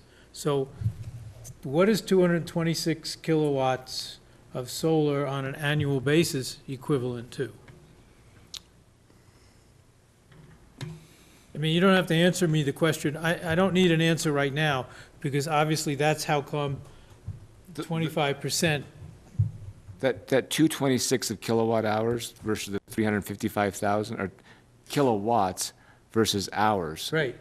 Well, that's the 25% of government use of the Yeah, TOSV. the 355,000 is the 25% of the town's total use. 226 kilowatts Yeah. equals 355,000 kilowatt hours equals 25% of government use.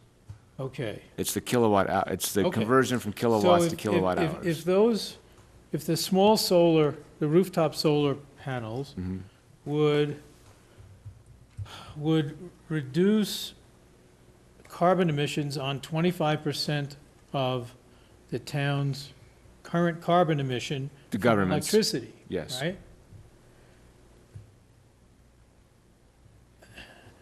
And then that is only equal to 0.17% of the entire, what's the hour? Is that the town's entire carbon emission or the community's? that's the community. Community-wide. So by reducing a significant increase in the government's use is a small impact on the entire community, because Right. we're not a major user compared to other users.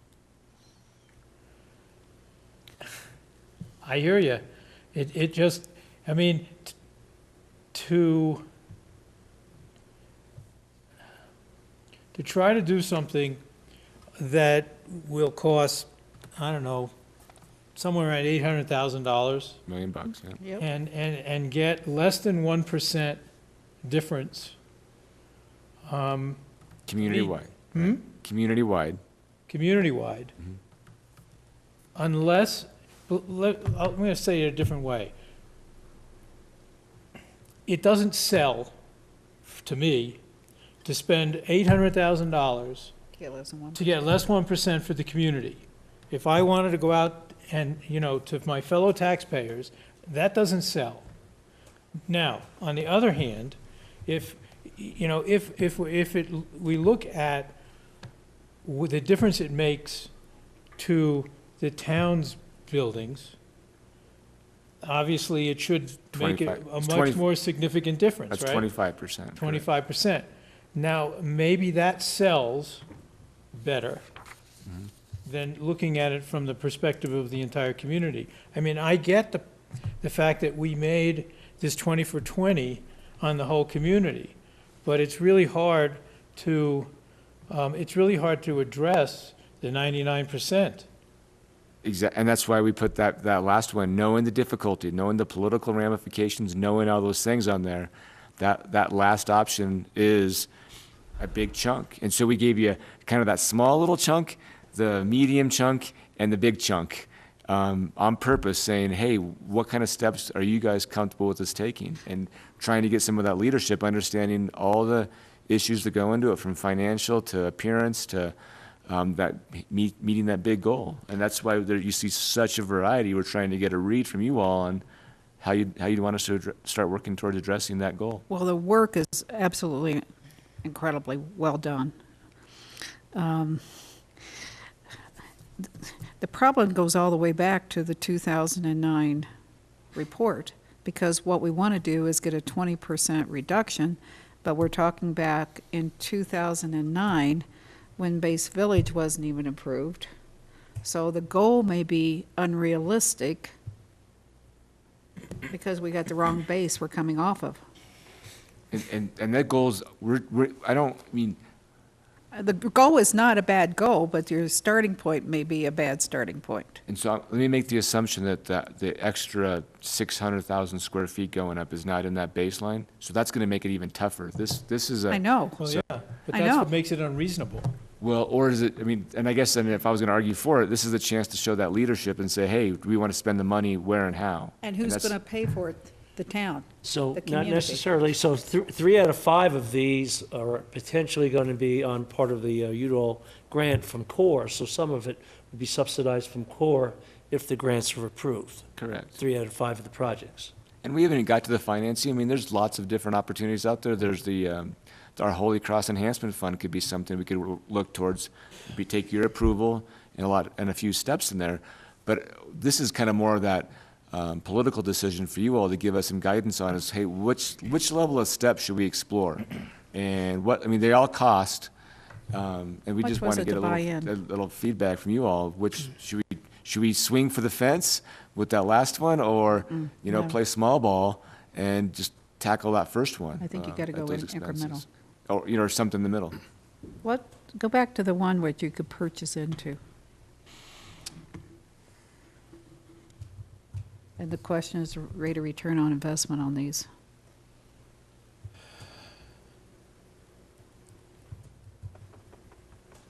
So I don't know that there's a ROI for this. It does result in about a 0.7% reduction in our carbon emission inventory. That being said, there is some debate as to whether or not we could actually count this towards our emission reductions at all. Holy Cross says it absolutely would. CORE, who actually does our report on emission inventories, says they're not so sure it would, based on the criteria that they use. I think, based on the conversation I had today, we're leaning more towards that it would count, but. But see, that's another number that doesn't compute with me. If we took all of the town's, the town government's buildings and did this, Yeah. then we should have more than 0.17% that we would have had on the panels. I think it's 0.7%. So it is. Okay, 0.7%. Okay. Spending a lot of money for. Which is, again, Sarah told me I should have put that into context. That is a ton of carbon. It's the equivalent of, I think, Did you look at 900 Clear cars as or- well? What's that? How about Clear? Did you look at their potential? Because there's Clear and Core. There's two Right. different ones.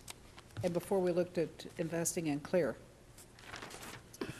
This isn't an investment in CORE. This is an Well, investment. no, it was purchased, it was a whole issue of an analysis between what Core was doing with panels and what Clear was doing, and then we calculated an ROI on the investment. Yeah, that and was- CORE's not getting, CORE's basically our auditor. So when Travis is saying we're trying to Oh. figure out what those numbers are, we're working with our auditor to see how do we meet that, kind of keeping us honest on that 20 by 20. We're working with Holy Cross. Oh, Holy okay, Cross now already it's has this energy on the grid. We've met with Holy Cross, and their pitch is really clear. By us buying their green energy, some people would say that's greenwashing if you're a pessimist. What they say is you're actually creating the demand for them to go out and purchase more green energy. And therefore, you can argue both sides. But we could be 100% renewable in town government electric use, I shouldn't say energy, town government electric use at those costs, depending on, the hydro is actually generated in the village. Okay. Solar and wind come throughout the state, wherever they purchase their green energy from. So for $33,000 a year, we could be totally solar, right? As a town organization, yes. As a town organization, One customer. yes. Okay. But that's not a And this bad- is essentially what Now- Aspen does, right? Right. Yeah, Aspen we, says they're 100%. the way Right. the way the panels have been proposed, there's a 32-year payoff. So if we spent $33,000 a year, okay, we would spend another $200,000 over those 32 years. Now, I mean, you'd have to find a present value and do all that, and I don't know how to do that anymore. So that's for somebody else. But the point is, if we wanted to get into this easily and quickly, $33,000 a year It's not that big. is not that difficult. Nope. That's correct. And then if I was going to be a smart ass, I'd say you have to find the discount value of saving the earth, and that's, I Right. mean, blah, blah, blah. I mean, it gets to be difficult. Yep. But, and I would, Redo your math. if I was going to advocate between any of those three, I would advocate for the hydro because that truly is local. That is generated here. And it's, slightly cheaper, but it's more that's generated here. Mm-hmm. And there's something to be said for that. And what's your payback on that one? There is no payback There is because no- you're going It's to pay that $28,000 premium a year. every year. The $28,000 a year. payback's on that discount rate and And we reduce 18, Yeah, if you want to do it that's that it, way. that 18% is cost increase. That 28,000 is over and above what we already pay in electric bills. I mean, that's only, Which is this. I have to get my that's cat. less than 100 grand over the solar panels. I Over mean, 32 years. there is no doubt, this is the easy way in, this is the efficient way in, this is something we could start working with Holy Cross on creating demand for other solar. There's, as Travis has said a few times, there's a solar park that they're trying to get off the ground in Woody Creek. We could be one of the first people to buy in, and we could get more creative. If we said, this seems reasonable for the government, perhaps we talk to the residents about saying, would you be interested in buying these things and have a broader program? But this would be that opportunity to get in. I like that hydro option. I kind of get, Homegrown. I get the EAB's direction to prefer some active,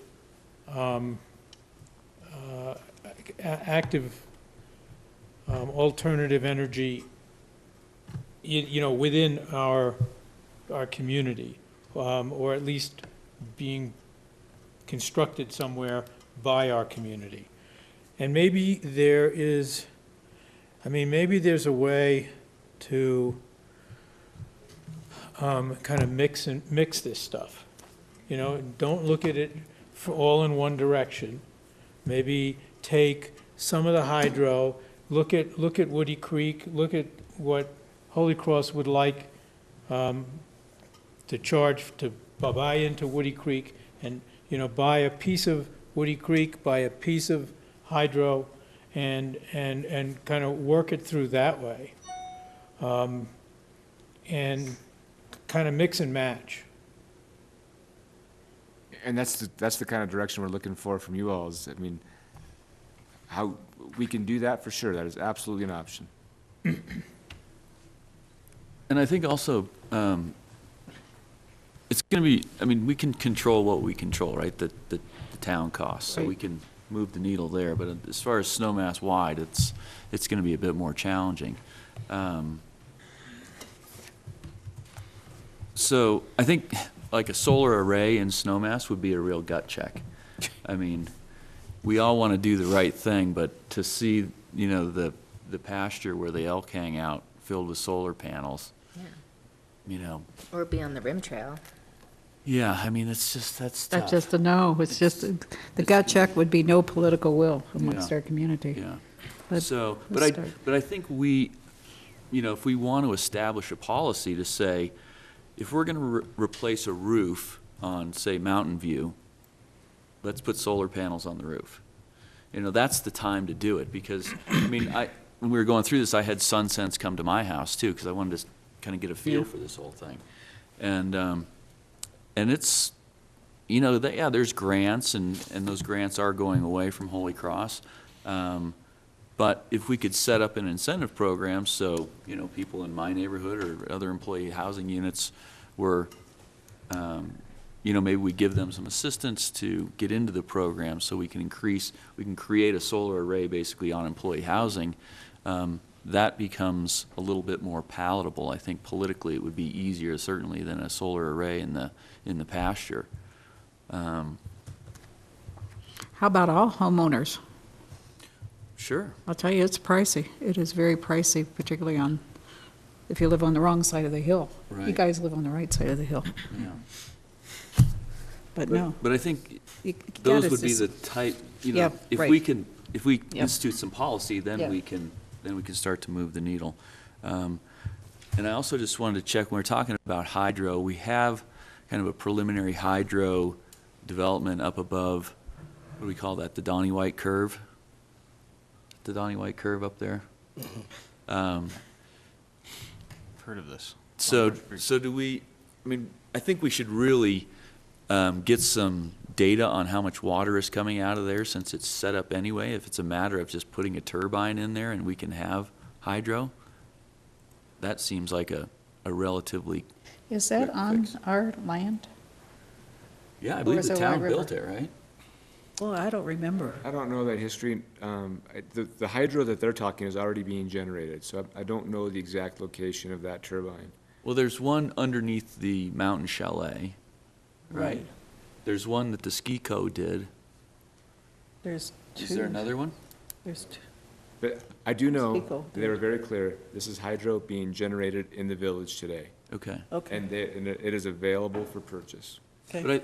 But I think we should give some direction to, since that facility is built up there, and if there's enough flow, and I think that's just a matter of getting some data to find out if there is enough flow to warrant having a turbine there, we should plug it in. Yeah, I think you gotta start small and start hydro. That seems like a no-brainer to me. Yeah. And I would, Take one at a time. yeah, I think Baker had some of the original information on that hydro install. So maybe check on that, and if you could let us know where that's at, that'd be great. Bill, I think I'd like to, I mean, from my perspective, as a direction to staff, I would like to combine those things that you said.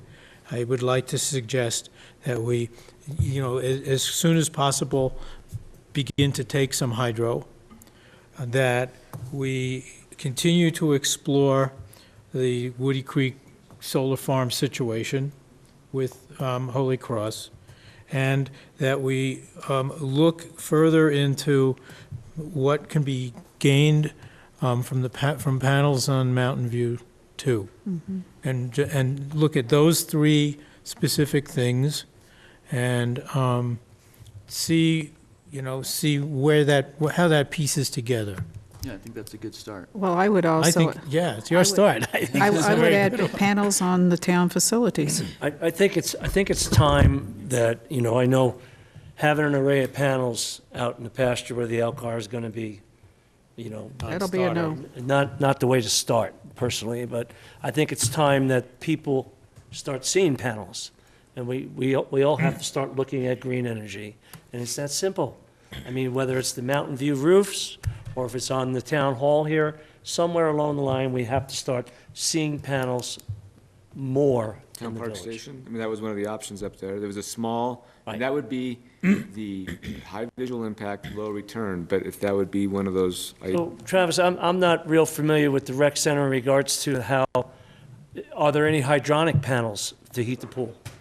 I think that's exclusively what's there. Yes. actually. Right, I mean, because I go to Snowmass Club, I don't go to rec center, so. Yeah. So this would be for but the town park photovoltaics. is the one, the town, I Right, mean, that would generate, it's not a big roof, so it wouldn't generate a lot, but it'd be, if your point is, let's start making some visible, this would be that Well, that option. I think Let's we're get all on some the more same visual page here, impacts and but- all that kind of junk. But I Yeah, think it's time people start seeing more panels, and that's the trend we're going to.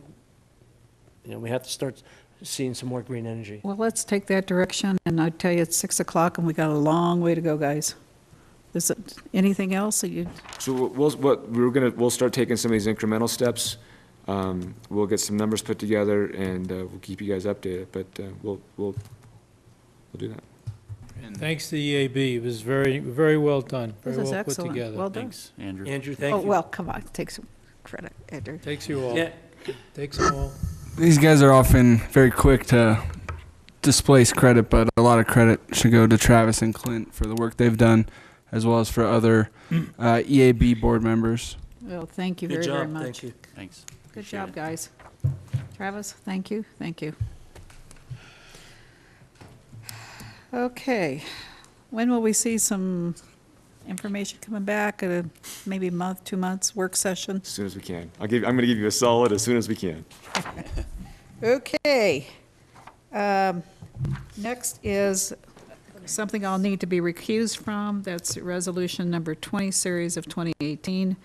A resolution authorizing the expenditure of funds for budgeted for grant contracts to the Health and Human Services organizations. Kelly Pazar, how are you? Hi, Marky. Hello, Kelly. Okay, I will be excused from this discussion since one of them come from And I a... also wanted to say that I do work for Pathfinders Then on a you limited probably basis. need to be recused. But Clint and I discussed it. I mean, It's, it's very limited, I mean, that was the point was disclosure to begin with. so, I mean, it was limited, like exceptionally limited. yeah, And so, You work as a volunteer or as a paid employee? I get paid. Oh, then I will be excused, recuse myself as a paid employee of Home Care and Hospice of the Valley. So then I'll recuse myself too. I just don't. None of you better recuse yourselves. I'm going to excuse myself. Okay, you're on. Okay. All right, Kelly, hi. Hi, how you doing, Tom? Hi, Kelly, how are you? Good to see you. Good to see you too. And welcome, and why don't you just take it away? Me or you? well, I'm gonna let Rhonda take, or Rhonda's gonna come over here and take it away for you in just 1 Okay. second.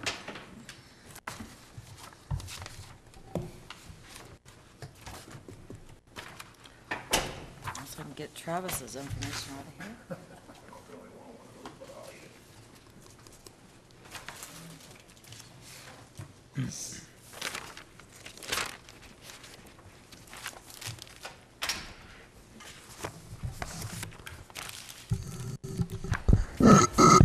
I know how to talk into a microphone. Yes, you do. Okay, I just wanted to let everybody know that Kelly, actually Cindy Lamar, is the chair of our Citizen Grants Review Board and was unable to be here tonight, so Kelly stepped up and was our co-chair for the evening. We did invite the rest of the board to be here, but unfortunately they must have been busy.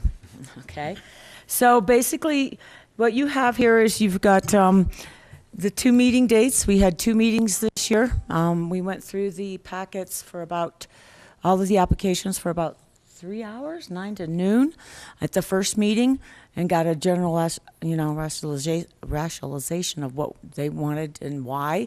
And then a few questions from other people came up. And then for the second meeting, we had almost the entire board, except for, they were all there. All but, yeah, they were all there at the second meeting, and that meeting only lasted approximately an hour. And they seemed to change a couple numbers here and there, basically agreed on everything. Yeah, we had questions from the first meeting that Rhonda was able, or Clint was able to get answers for us. Kelly, you might want to put that a little closer to you. Hello. Just repeat it. Good? Basically, what Kelly said was we also had some questions from the first meeting that Clint and I supplied answers for the second meeting. And then what you have in your packet is you've got the grant criteria. You also have the resolution number 20, which has listed the recommendations as the board presented them, but we can change that resolution and amend it. Your grants at a glance, it gets a little bit confusing when you're looking at your grants at a glance because not everybody applies every year. They're all different. So there's no rhyme or reason to that as far as, 13, 14, and 15, unless they've applied every single time. But the sheet that is most important is the third attachment, which is what we call the rationale of the recommendations. So what you'll see is the amount that was requested for this year, last year for 17, if they applied, the amount that they received in 17, the amount requested for 2018, and then the recommendation for 2018 by the board, and then the rationale of why or why not. I need to borrow that. For some reason, that didn't print out when I printed everything. Right. Thanks. So we have our applications with us. This is the book that the entire board goes through, every single person, Clint and myself. That's the applications. And hopefully we can answer any questions you have by the applications. Okay. Bill, how about if I start with you? Any questions? So just on the, at a glance, so someone, for example, like the Aspen Hope Center just didn't apply this year? Exactly. Okay. Which is why I tried to put the zeros in if they didn't. Mm-hmm. And then like Aspen Out, if you see number 8, they requested something this year, but they've never requested anything in the past, so everything's all zeros. And then we did have some overlap, which you could see in the rationale. One of them is the Light Up the Night at the Snowmass Chapel. They're asking money they're asking for money from us, but us as tourism has already given them money, so we just feel it's like a double dip. So, Tom? Yeah, I did, I have a note here, excuse me. The Aspen Out, yes, that is actually going to be, and I think the tourism department has talked to you about that. no? Hasn't it come here? Maybe it was but just in staff meeting. They requested Aren't they coming for- $10,000. Right, they're coming for they're bringing summer adventures here next year? Well, the rationale for this is that they don't always know that tourism is part of the town. They don't always know that tourism is part of the town, and so tourism department is being very supportive, and the tourism department, we do have a cash outlay from the marketing fund, and so rather than keeping it from this fund, we thought that was enough contribution from the town. I'm not even, and then would you explain what Aspen Out is as well? I'm not really sure what Aspen Out is. It's a newer organization or a new arm of Aspen Gay Ski Week. And they're trying to get, Okay. I do a new remember reading event that, in the correct. summer I got it. in So- Snowmass. So basically, their description is it's best known for its annual fundraiser, Aspen Gay Ski Week, and it's celebrating its 41st year in January 2018 and celebrating 20 years as a nonprofit. All the proceeds are given back to the community via grants and scholarships.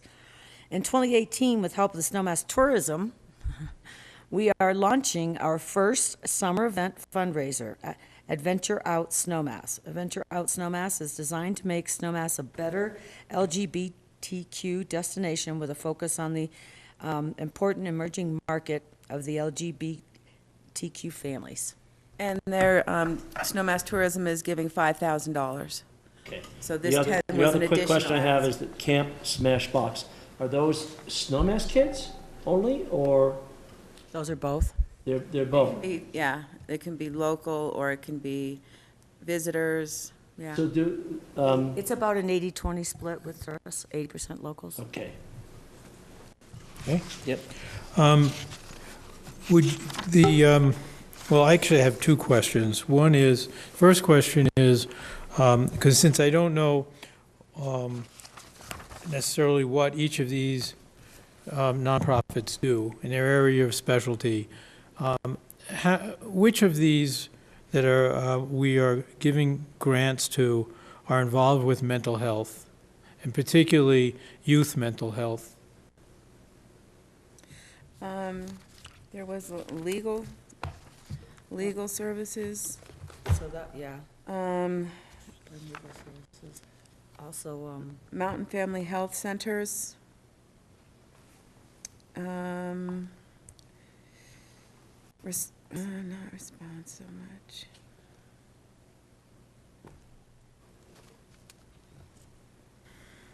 Community Health Services, a little bit.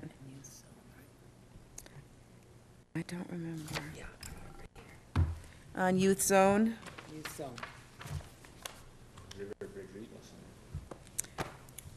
I don't know if that's youth, I take that back. The question was the youth. Talking about the youth zone. Riverbridge can be both. It probably does do youth and Which one? Riverbridge. Riverbridge? Pathfinders, possibly indirectly. Dealing with grief. That Yeah. can. Okay. Of course, the largest donation is coming to Community Health Services. Rhonda, would you tell us what they asked for in their application? Sure. Please?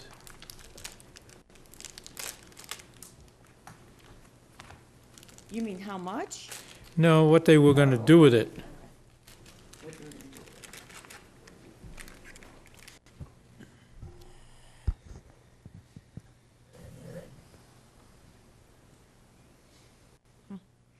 Okay, it's requesting general operating expenses to support the preventive clinical health services that are available to the residents, workers, and guests of Snowmass Village.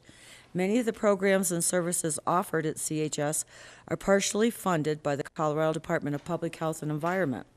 Local support is critical in allowing us to offer the range of services that we currently provide. We provide services at a very low cost, which is of great value to our funders and our clients and the communities where they live. The residents of Snowmass Village benefit from this work by receiving quality, affordable, accessible, preventive health services that are not available anywhere else in the upper Roaring Fork Valley. The work we do with individual also affects the health of the greater community by preventing illness and disease and reducing overall health care costs. Thank you. So you get family planning, breast and cervical cancer screenings. So it's all preventive to keep you, it also screening and treatment of sexually transmitted disease, complete vaccinations. They have the WIC program, which is Women, Infant, and Children, supplemental food program for nutritionally at-risk pregnant women. And it also partners with All Valley Women's Care to provide prenatal care for Medicaid-eligible women in both Pickens County and Western Eagle counties. Thank you. You're welcome.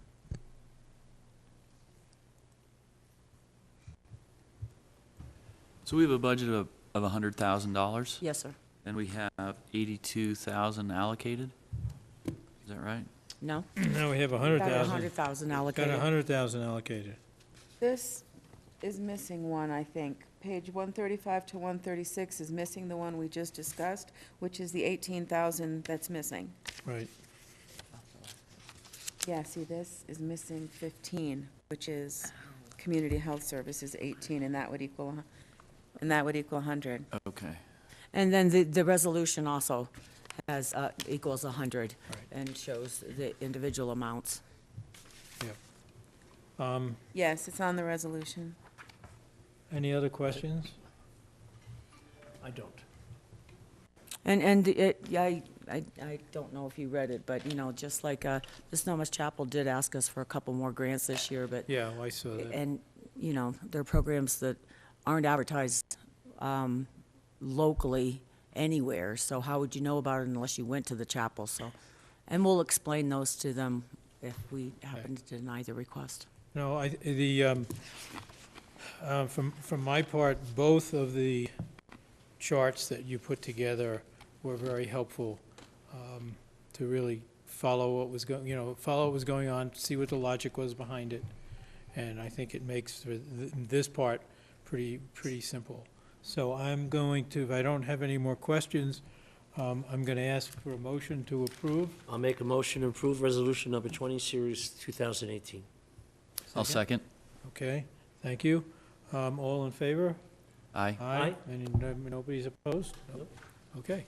Thank you. Done Thank you, deal. Kelly. Thanks, Thank you, Kelly. Kelly. Thanks, for so all much your to work. the thank you so much to the entire board. They Yeah. did an extremely wonderful job doing this. And thanks to Clint and Rhonda for showing us the ropes and giving us direction, especially the new board members. I think we had 4, right? New board Yes, members. 4 out of 7.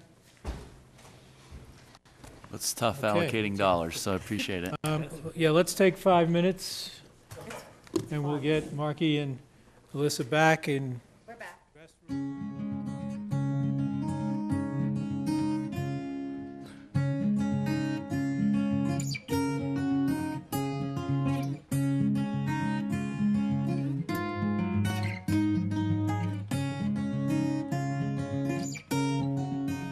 Okay, we're on.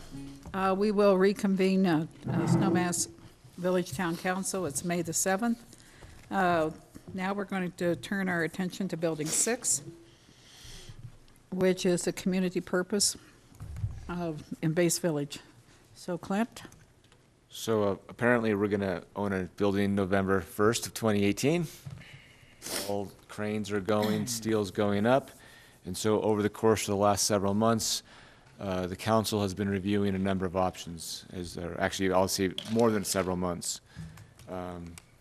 We obviously, last year, were going through a more extensive process with ACES and Snowmass Discovery. When that process, when the ACES decided not to move that process forward, the council directed the town staff to put out an RFP. We did that. We received 11 proposals. The Snowmass Nexus proposal kind of rose to the top, and we worked with Nexus over a number of meetings to flesh out that proposal. The council participated in those, of course, and provided some feedback and asked some hard questions. As part of that process, as part of that RFP process, Village Hall, right here, was one of the options that was put forward, but didn't rise to the top that initial time because when it was proposed, the idea was put forth, but some of the funding issues that are now being discussed and some of the management issues were not in that initial proposal. So as we went through the RFP review, Nexus, as I said, was discussed, and they continued to, I think in here I put what they would like to have happen, but they've just said on several occasions they'd like to be a positive force, that they have no desire to have any kind of conflict. They're well aware of this presentation going on this evening. But the council has discussed those, and the last 2 meetings set up a couple of criteria on how to evaluate the use of Building 6. And at the last 2 meetings, some of the direction you've given us in our review is make sure no new taxes are being created. Understand that because the delivery date is November 1st, that we understand that the ramp up of the facility will have to be slow and will not likely be available immediately. And we should not expect that at all, really. Space needs need to be dynamic and offer flexible programming. The find, as I kind of put it generically, and the science behind the find needs to be incorporated into the building. And then, who could lead that could be the town or an outside organization. After the last time the council discussed this on April 16th, East West put together or submitted a formal term sheet for review and consideration, and that term sheet is in tonight's packet. It's dated April 30th, 2018. Some of the big proposals in that, or some of the big factors in that term sheet are consideration of the town leasing that to Snowmass Ventures or a yet-to-be-created nonprofit for $1 a year for 5 years. Snowmass Ventures would then, I say Snowmass Ventures, but the organization would then do a design charrette to finalize design of the building. Snowmass Ventures would pay for the construction of 3 of the 4 spaces in the building. That's the community flex space, the family game lounge, and the restaurant. The town is being asked to contribute $417,000 towards those spaces. $350,000 of that is half of the community community benefit dollars contributed by the developer, and the remaining 67,000 is from building permit fees already paid. And then the town is being asked to contribute $350,000 towards the Ice Age Discovery Area. Snowmass Ventures would be responsible for operating the restaurant, and any net profits from the operation of this building would be split 50-50, and any losses would be absorbed by Snowmass Ventures. The town would remain responsible for operating the section of the building that would house Ice Age Discovery. The fiscal impacts are difficult to kind of summarize because depending on how you want to evaluate them, there's a lot of different ways to evaluate them. But the construction cost of the building is between $6 and $7 million. The town will own that building on November 1st. East-West, in this proposal, East-West is asking that $767,000 be contributed. As I broke down those dollars, $700,000 of that is from already developer contributed money. $67,000 is basically allocated to building fees or building permit fees that have already been paid. In exchange or as part of that, then East-West would be expects to invest between $2 and $2.5 million in the completion of that building. These numbers are estimates at this point because the design hasn't been completed. These are best estimates at this point. We did a little breakdown of where those costs come from and where the revenues would come from. The options before council are many, but right before you got a term sheet that you could act on this evening if the council so desired. You could direct staff to develop term sheets with Nexus or somebody else. We could go down other paths, and of course, as has been discussed on several different occasions, selling the building could be an option. Of course, we don't own the building yet, and the zoning's not there yet, so that would take many more steps, but I thought we'd be remiss if that option wasn't simply listed. And at this point, it's staff's recommendation that the council authorize us to execute on this term sheet. We believe that the deal put together hits those 6 or 7 criteria outlined by the council in the previous meetings, and gives us some direction to move forward on developing a more detailed lease for future consideration by the council. And I know Pete and Will have a little presentation, a couple slides that I'd like to show you all and show you what's going on. Okay, let's go. Perfect. Thank you, Clint, and thank you, Madam Mayor and Town Council and town staff. I'm Pete Gergen. I work as the CFO of the East-West Partners office here in Snowmass, and Andy Gunyon is on a well-deserved vacation at the moment, and so they let me crawl out of my hole and come and be with you guys for the evening. So it's nice. You wore sunglasses the first 5 hours of the day, so. Yeah. So I also have Will Little with me here. He's our construction manager on all of Base Village. And if we get into the weeds on any construction-related questions, I might defer to Will. So Building 6 is something that, as Clint alluded to, we submitted a proposal for back during the RFP process. It's also something that we have been watching both from these council chambers and also from our room across the way and on the TV. Some of the council meetings we've had popcorn and been there, and that's how we spend our evenings. And so it's something we've been keeping up with, and we're excited to be here in person to be able to talk about what we think is a really nice concept for Building 6. So what we were thinking of doing is hopefully quickly moving through what we were seeing as the concept and then having a conversation with you all, and then again, hopefully getting to some sort of conclusion. We have presented a term sheet to town council that we would love to move forward with, and a next step would be working towards a lease with the town, but we can get into that. So I mentioned that we had submitted a proposal originally in the RFP process. We then, in some form or fashion, backed away for a little while, and so there might be a question of just why are we here now? And one thing that hasn't changed through this process is the importance of this building in our eyes to not only our project, but certainly the town of Snowmass Village.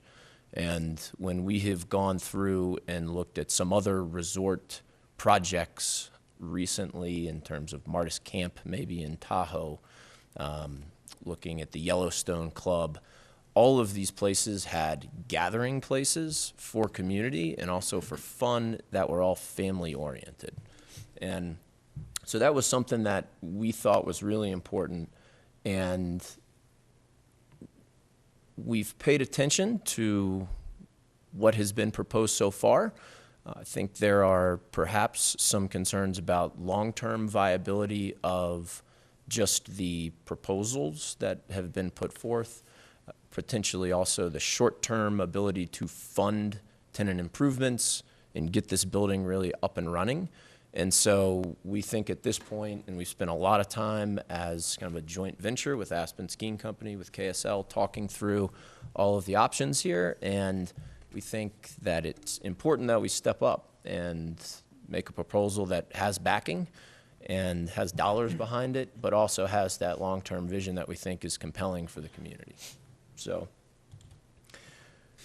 a few just goals. We really do think that this building with the plaza, with everything that's happening at the Limelight, can be the heartbeat and kind of the meeting grounds and gathering place of this community. And we really don't think that can be understated. And we want it to be a building that is fun for families. Some of those other concepts that we mentioned before, I don't think fun can be underestimated, and I don't think families can be underestimated, especially at this resort.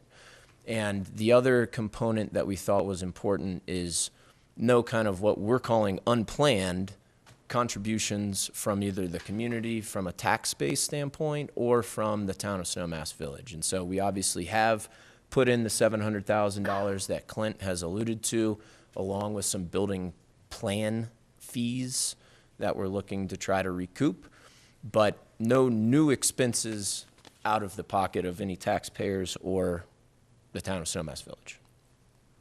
So our concept really is Building 6 as a community building, and that is what we think was intended when we went down this path some years ago. And there's certainly been a lot of evolution through that, but we envision on the plaza level a food and beverage component that really is important, and we think that that is essential to really livening up the ice skating rink and having, you'll see the design is really an indoor-outdoor type of design that allows that F&B component to spread out onto the plaza, onto the ice skating rink, and really be an activator of the plaza. And next to that on the plaza level is what we call the flex space. And so that's the space that would have potentially some sort of TED Talks, speakers, lectures, film festivals, music, community events, all of those things that really are not unlike our original proposal or what Nexus was thinking of doing in that space. And we think that that's a really good community use there. On the lower level is where we have potentially different concept than Nexus and than some of the other proposals.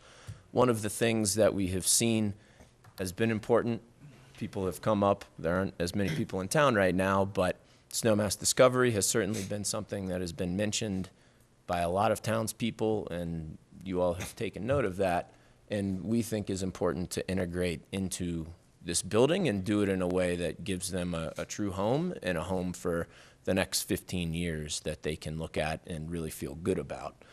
And so we have that component in the lower level, and then we also have the game room, which we mentioned families, we mentioned fun. We think there is a nice interplay with the F&B component where mom, dad, grandparents, whoever can be upstairs having a meal, and kids can be actually enjoying themselves, running around downstairs, playing some games, and there can be just a component of actually fun for kids. Not that Discovery is not going to be fun, but just like play is something that we think is important here. So these are just diagrams, layouts, nothing final here, but you see that you have restaurant space, you have community flex space that spills out onto the plaza, and then you also have the restrooms, which can be accessed both internally and externally, as we've gone through probably in a number of different meetings, just the design and layout of the building.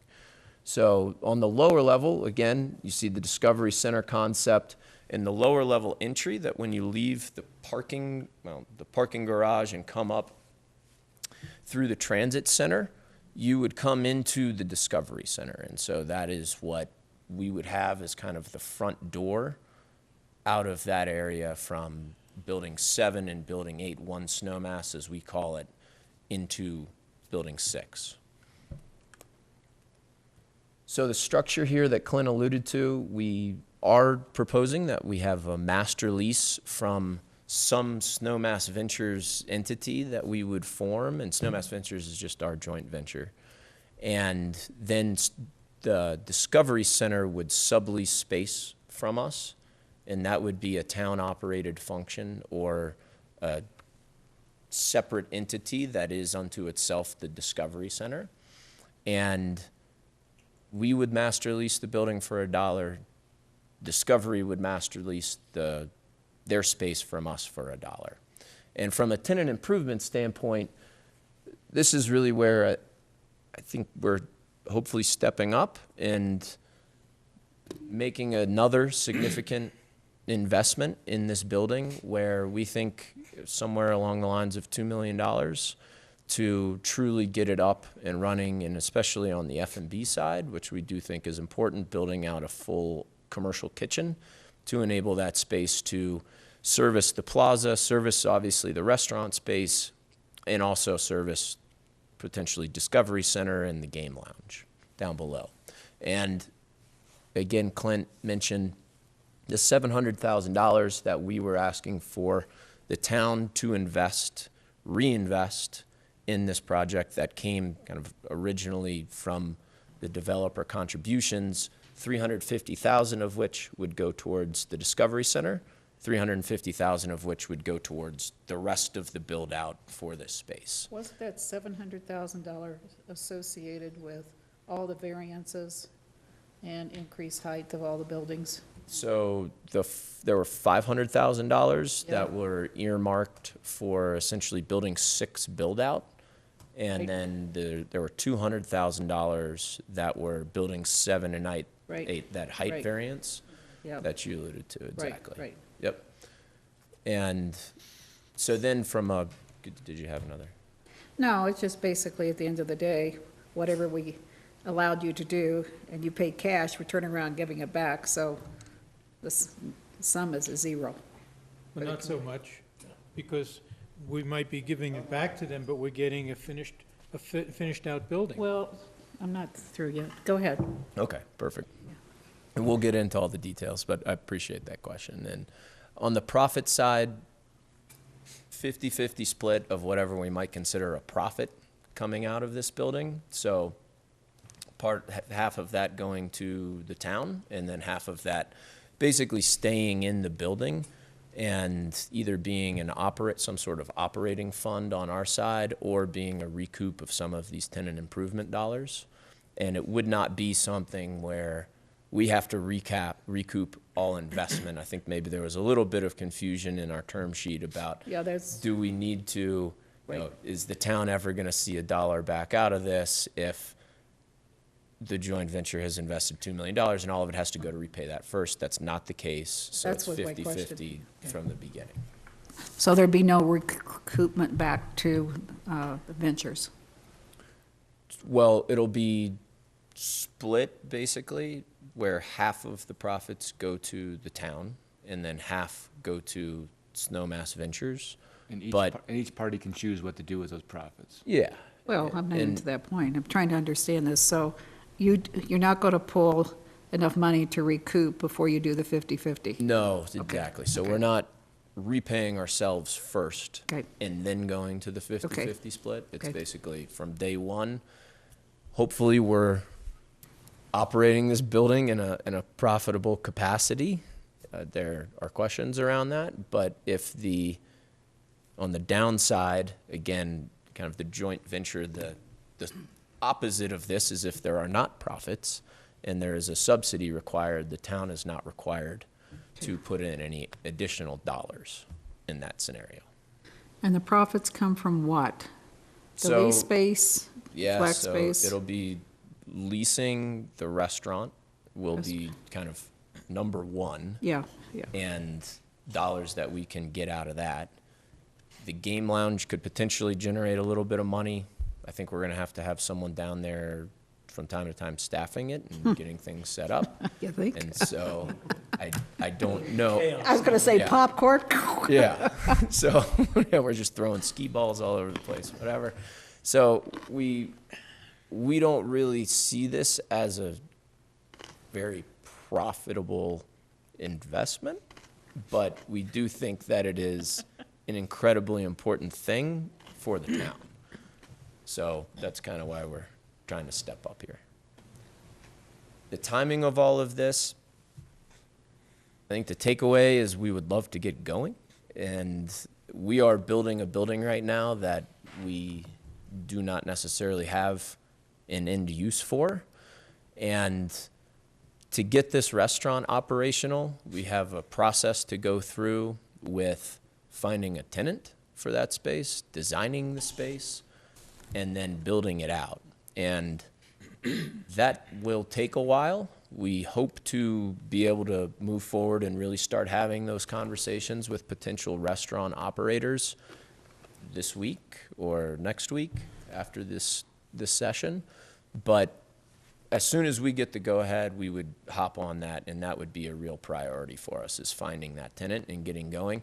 I think in the interim of getting a full restaurant up and running, we would look to some sort of pop-up concept or just anything that we could do to try to activate that F&B space and then also the patio space next to it and have that still activity affect the plaza and the ice skating rink in a positive way. So the game room and the flex space, we think that we can push that along a little bit quicker and hopefully have something a little more substantial and a little more permanent up and running for this upcoming 18-19 ski season. And what that might look like is kind of some form of game room and then also beginning the programming into that flex space. And you know, that's, both of those are things that we think we can get going and help activate this building in this coming ski season. The last component of it is discovery, and that's something that the form that discovery takes seems like there's still some work there to figure out what exactly that looks like. We obviously will do everything that we can to work with the town, to work with Stephanie, to work with the discovery folks to get them up and running. And so that's kind of timing of everything. So the takeaway here is we really do think that this building is an opportunity in the village, and you know, we think we have an incredible mountain, we have an incredible skier base, we have incredible support in the community, and this can be kind of that central gathering place that we think is important, and we think that maybe the town needs at this point in time. And so we do think that our JV is in a position to financially back this thing in a way maybe that some others aren't at this point in time. And that's something that we're ready to make a commitment towards. And we talked about one of the options that is on the table is selling the building, and we realize that and we respect that. And if that's the direction that town council wants to go, we understand. We do think that even in a quote-unquote downside scenario here with what we're proposing, you get a more finished product. You don't have to invest another $2 million to build out a restaurant, to kind of finish the rest of the space in a way that would maybe entice another operator to come in if something were to happen. And we also think that we have kind of this initial 5-year term that we make a big upfront investment, and hopefully those 5 years go really well. And that's what we're planning on. And we're planning on this being what is the use in the building moving forward. If the 5 years don't go great, then, again, you guys have time to figure it out and you have a more finished product. And so that's kind of the conclusion of everything that I was going to talk about, and happy to answer any questions, go through any details that we put into the term sheet. And we realized we'd kind of hit high level things, but we can get into whatever you guys want. So appreciate it. I do have some questions first of Clint. So, where are we with Snowmass Discovery Center? Do we have a letter or anything from them that tells what the status of the 501c3 is and what their interest is in this building? In Snowmass Discovery, not this, you mean the 501c3? Not, 501c3. I know you know this, but I'm going to say it just so everybody else. Ice Age Discovery is the operation on the mall, paid for by the town right now, largely, mostly. Snowmass Discovery is the nonprofit, and so those terms get changed a lot. Right, they sure do. And so we've got emails back and forth with them, and we've got a meeting set up later in the week, but I don't have a specific answer. I know they're an active 501c3, but that's, active on in the Secretary of State's office, that paperwork. Yeah, but beyond that, I can't answer that question. So it'd be helpful to know where they are in their interest in taking leadership and raising some money so we can have some robust exhibits. Yeah, and I think, depending on the direction the council gives us tonight, I would see this, if we go forward with this term sheet, the town would would contribute that base 350 per the term sheet, get that space up and going with what we can. At a minimum, we would take the exhibits we've got on the mall and put them down here. And so, assuming that all fit within that budget, we would essentially keep the existing operation going, and then if we were going to do something in addition, that's the stuff we'd have to work through. Snowmass Discovery could potentially contribute to. You all could say, hey, go do bigger, do better. That's the stuff that we need some direction from you all on. So we need some clarification on Ice Age Discovery. There was an article in today's paper that I haven't read that talks about the mall is under, well, I've known, it's been under contract since in January. Be that as it may, do we happen to know if there's consideration for Ice Age Discovery to stay where it is on the mall, or is that going to be gone in your discussions with the folks up there? We have not heard that we're being asked to move, but our lease is only year to year. I think it's October to October or November to November. So it's October to October. So I can assure you we're there for this year, as we pay for this year, but I can't promise anything going forward beyond that. But no one has approached us and said, we're expecting you to leave, or for that matter, we're expecting you to stay. Okay. I would not anticipate the Ice Age Discovery to be able to continue the lease. That's my hunch. And I think that would be the benefit of this, is we would be moving to this facility, a facility the town owns. Right now, we pay $2,000 a month for that lease, $24,000 annually. And so, again, if this is to move forward, that would be dollars that we otherwise pay for a lease that we could contribute towards the operations or, exhibits of this space. Well, and keep that dollar amount the same. The beauty would be if we could bring Snowmass Discovery, the 501c3, Ice Age Discovery, blend the two, have an arm that can raise dollars to get some robust exhibits. Now it's an information center with minimal changing exhibits. It gets boring. So that's, I would hope that in your conversations you might be able to do something there. I think if we move forward with this term sheet, the term sheet's got, I always call it the 4 quadrants, 4 segments, whatever you want. We would rely on Snowmass Ventures to take care of the other 3 to get them off the ground, and our focus would be how best do we activate the space allocated for Snowmass Discovery, or Ice Age Discovery, I should say, sorry. See, even I do it. So. It would be my hope that if the 501c3 if, that the 501c3, when they saw the commitment by the town for $350,000 of seed money to get things going, could be more effective than they've been in the past in raising money to begin that partnership, because it was never the intention for the town to be the supporter of that find. So it is time, and we're running out of time, it is time for those who support the find and the discovery of the bones to step up and get an active 501c3 moving forward.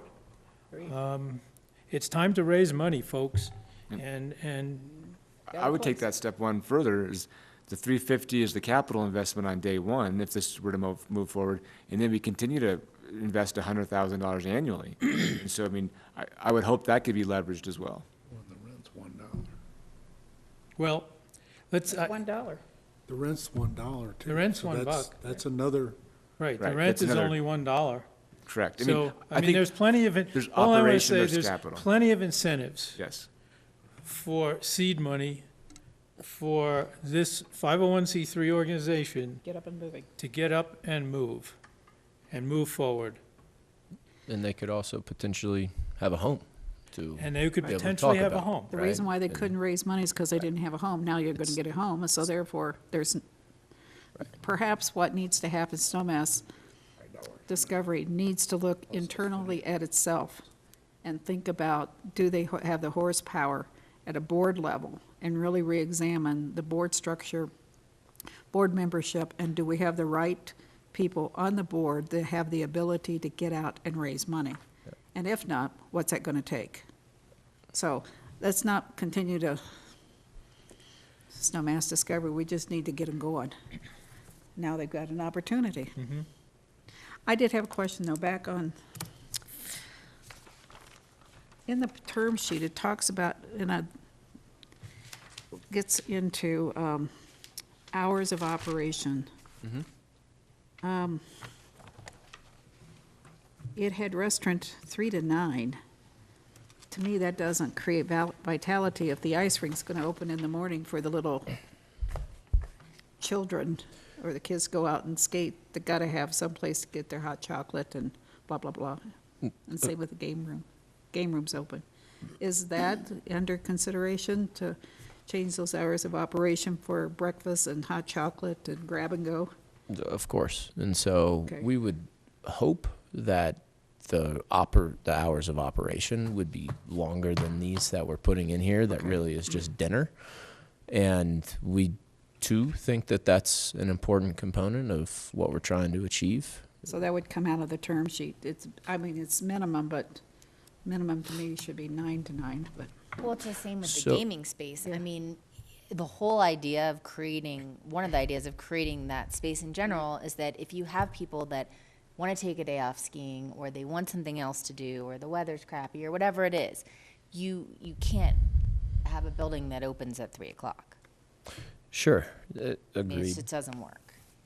And I do think that putting some sort of, what we were trying to do is set minimum thresholds, obviously. And putting a restriction on a restaurant that might mandate that it open from 9 to 9 would make it a very difficult restaurant potentially to run in the village. And again, part of what we're trying to do is just the restaurant, we have ideas about what it might look like, but that is not set in stone as to what it's going to be. And it would be nice for us to be able to say to a restaurant operator, let's figure this out. The town is going to work with us to try to make you successful and do it in a way that activates the plaza and the ice skating rink in a way that we need it to. So that was why we put it into the term sheet the way that we did. Yeah, it's like the Shlomos, the grab and go in the morning. Yeah, I had that in my notes as well, because I think that the restaurant, well, at least in my mind, had always been envisioned as a coffee shop. And so hopefully that creates that community gathering point. You know, I'd really like to see that be the place where people go and they grab a coffee or they meet and they get together. I know you guys have some programming plans for buildings 7 and 8 as well, and you don't want to duplicate what's going on in all these spaces, but I think it's important that that place is open for breakfast, or at the very least, coffee. And I mean, I really think that the one of the proposals that we saw involved including the community library. And so if we could create some sort of reading room, or, you know, the more that we can offer in there, the better. And I think it starts first thing in the morning. Yep. Okay.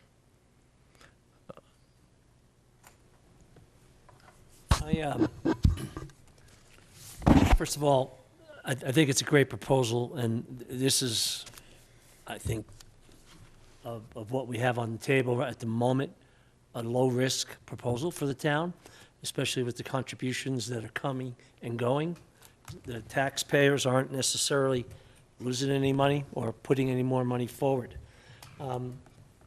My idea of Building 6 has always been kind of a gateway where they're coming through the Welcome Center, and if they're going through the plaza, they're going to look for the lift ticket, look for a ticket office or something.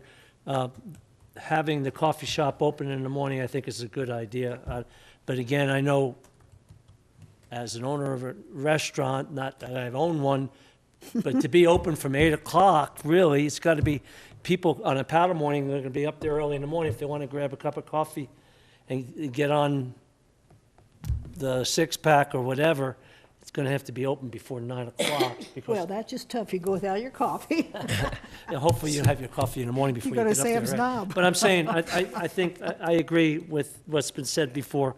I think the restaurant hours are going to be tough Very tough. to mandate, depending on who you can get in there. But anyway, I am pleased to see this proposal. Me personally, I like what's going on. Thank you. And just a quick note that Another we definitely think it's essential we have somewhere that people can get coffee in the village. And so whether it is explicitly in this space or in another retail space, there will be that coming, and that will definitely be And something. not that just is there. coffee, I mean, breakfast items. I mean, you should Yeah. see people's faces when they're in Base Village and they're like, where can I get like some breakfast stuff And and there's coffee? no And you're like, oh, breakfast. you have to take the Skittles back up. And they're Yeah, like, I just came from We- there. So, you know, that's a, we agree. There aren't always a ton of people here in the morning, but it's crazy that you can't grab a breakfast burrito somewhere. Okay, this whole proposal is not warmly received by the Master Association or the Capitol Peak and all those folks. You probably saw the letter. Did you see it from Ms. Kiefer? Anyway, point is, there's not a lot of support from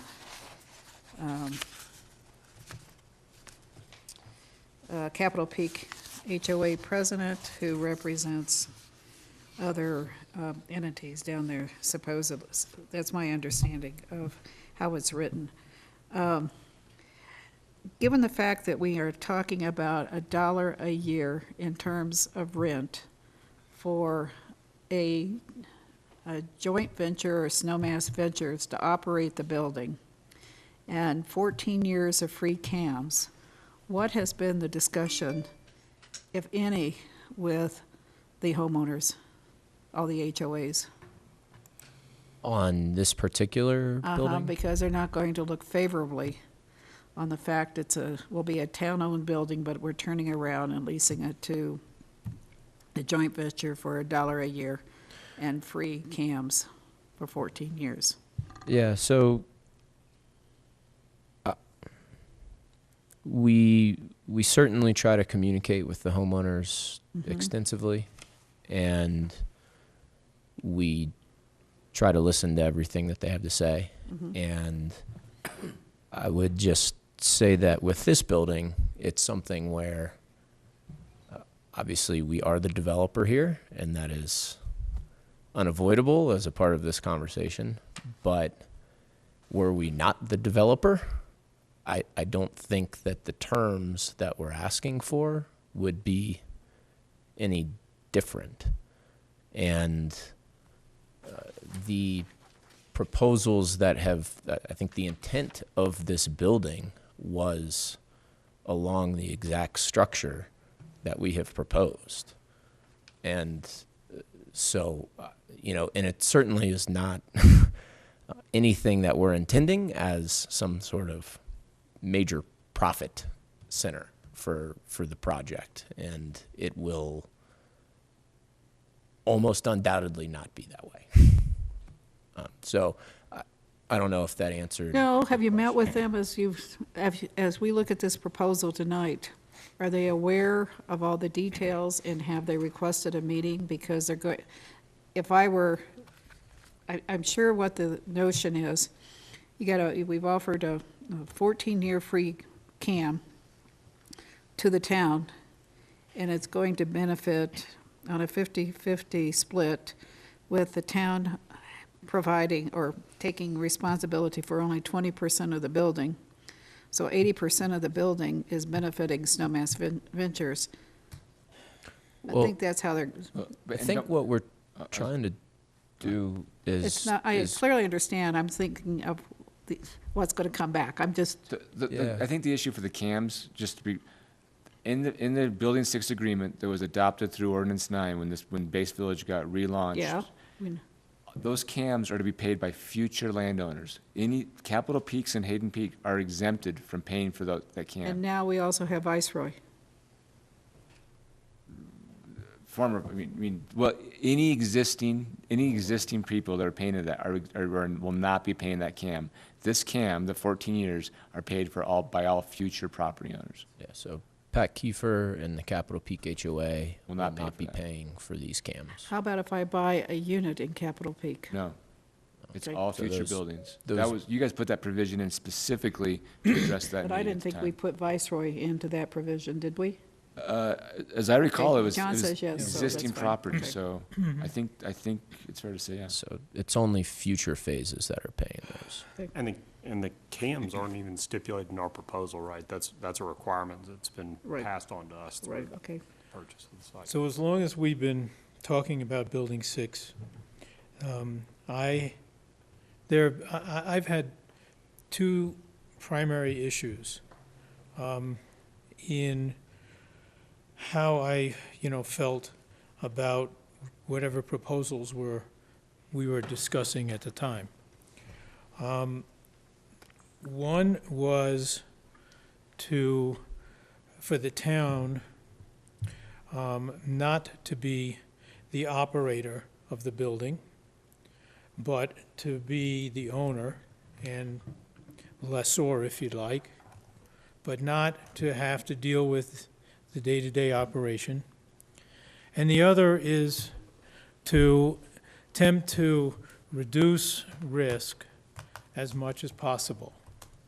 And when I evaluate this proposal from East West, I find that the town, for all intents and purposes, is not the operator, although it is possible that the town will remain the operator of the Ice Age Discovery Area until something else happens. But I think we found, or at least I found, surprising support for bringing the find into this building, so that I'm willing to accept that risk of the Ice Age Discovery Center being in that building at roughly the same costs that the town is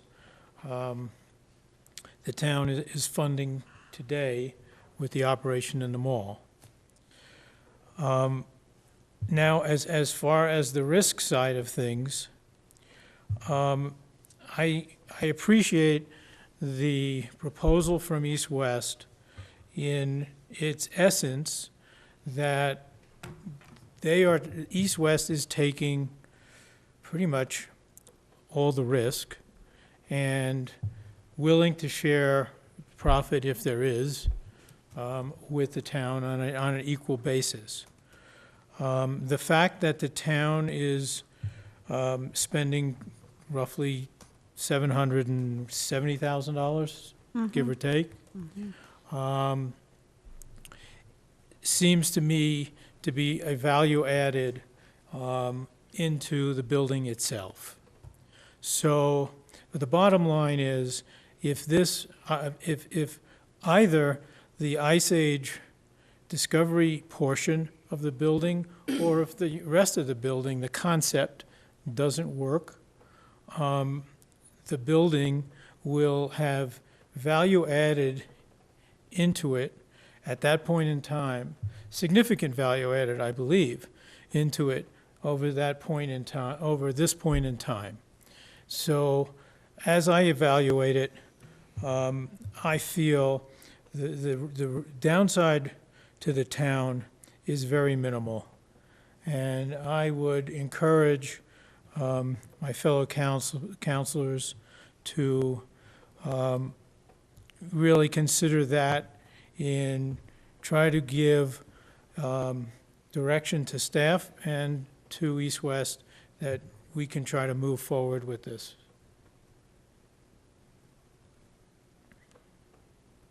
Alyssa, we haven't heard from you or Bill other than restaurant hours.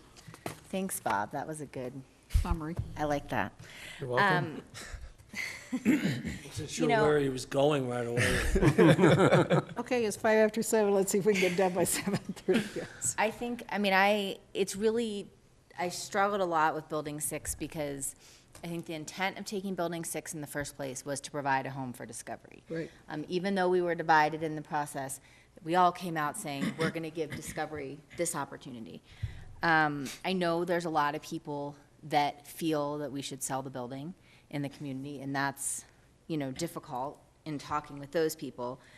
But I am with Bob. I do think that there's a lot of things that we do as a town that other towns might not do, like employee housing and things like that. And we do that, A, because we're a resort community, and B, because it's just what makes our town different and wanting people to live here locally. I think that this building and the proposal provides something that Snowmass doesn't have.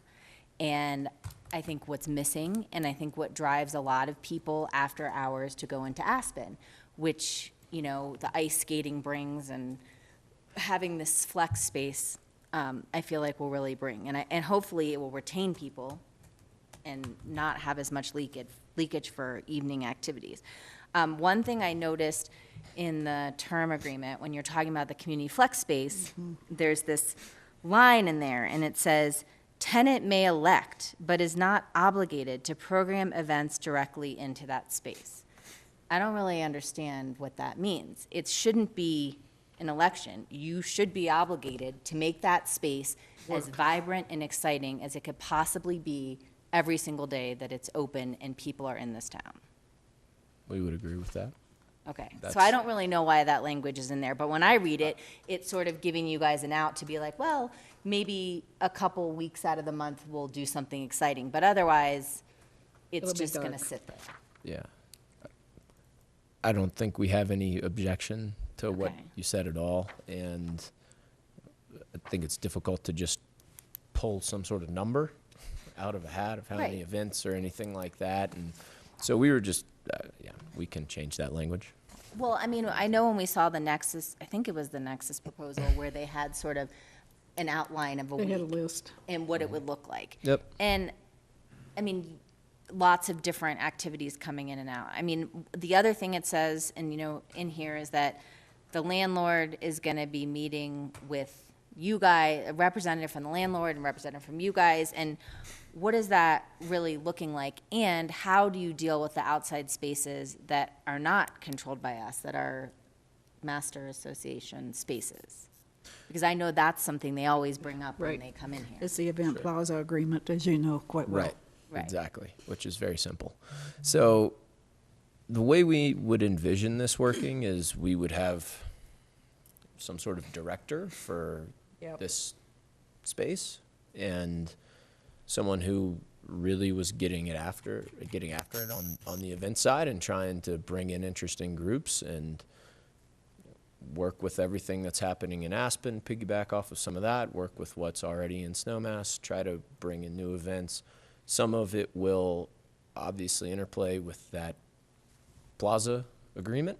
And I think the proposal here and the intent here was to have kind of that probably director of the space from our side, and then have someone from the town or someone from the marketing board or somebody, some representative from the landlord, to sit down once a week and kind of first dibs on space, actually first and second dibs on booking any type of new event into the space would go to the town, go to landlord, go to the marketing department, go to whomever it is.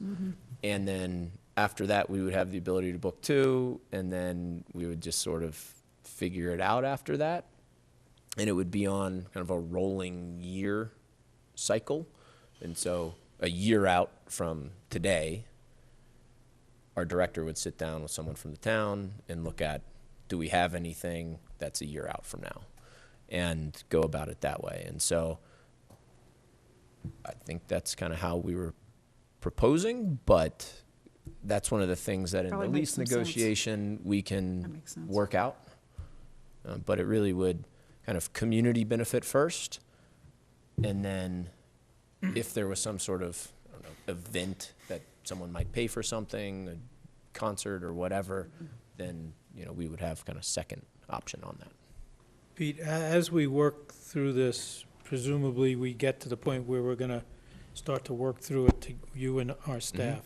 But as we start to work through that, please come up with some solution and to include about how to deal with the outdoor space, the master association space, when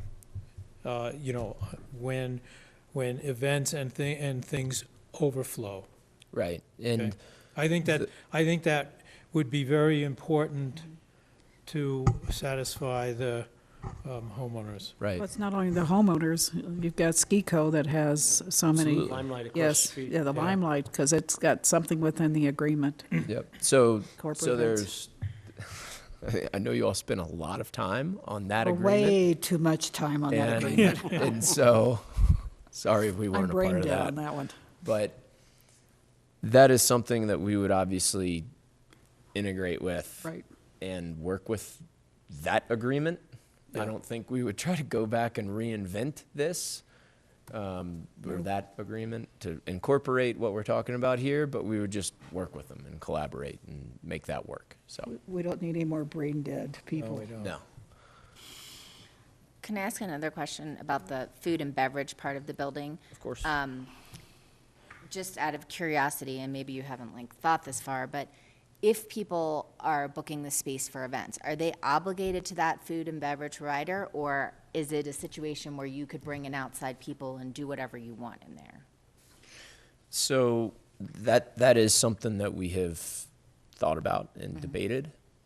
And I think it is something that we would work with Clint and his staff on. But you kind of have two schools of thought. One is if you sort of mandate it, then that gives the F&B operator a little more potentially just guaranteed revenue in some way, and that would be a good thing for that F&B operator.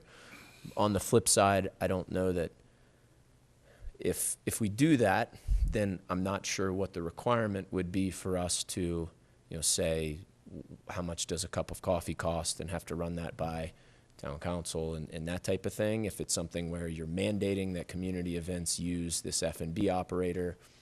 And so we don't really want to go that far into the weeds. If it's possible for us to, there's certainly going to be a preferred provider for that space, but if Discovery wants to go and order pizzas and that type of thing, they can do that. We were saying that for, what we are trying to propose is for kind of the 3 spaces that the JV would control, we would like to propose that the F&B operator provide all of the food, all of the beverage for those events, and down to the game lounge and in the flex space. Okay. And my only other question that I had was that, and I asked this a lot, but and I feel like I never really get a good answer, is that has anyone talked to Ice Age Discovery about this particular allotment of space that is in your proposal? I mean, have there been any sort of joint conversation? That's us, and yes, Yes. But I mean, like, talking with the people that actually work there. their boss, yes. Both, I mean, Sue Whittingham and Rose are well aware of this. And it's about the same space, and we have not got into space design and whatnot. But I mean, the policy question really is, it's about that, and I'm gonna mess my numbers up, but 2,200 square feet-ish. Yeah, 2,300. That, about right. It's about similar to what we have now. And so we would anticipate doing similar things. The layout's better. We know we can make it work. And the answer is, the more the better, for sure, but that's where we're trying to find that compromise in the space and the balance. Yeah, and so, I mean, we have not recently sat down to talk with Steph, for instance. And when we were talking with Ice Age Discovery or kind of the people who are there working originally, this type of thing we think was attractive to them, where they had a permanent home and it might not be the entire building, which was the original intent.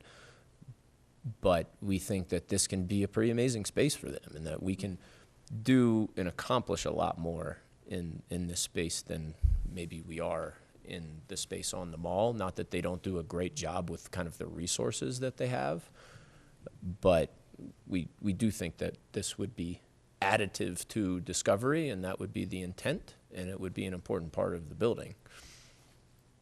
See, I see it on, if Snowmass Discovery comes back to your point, you could have this as your home base, and then if we get access to Ziegler and perhaps a viewing, I mean, play along, you could do something down at the town center, and perhaps with our renovation we do down at Town Park Station, you could do some additional space and presentations. I'm trying to find a home for the Mastodon.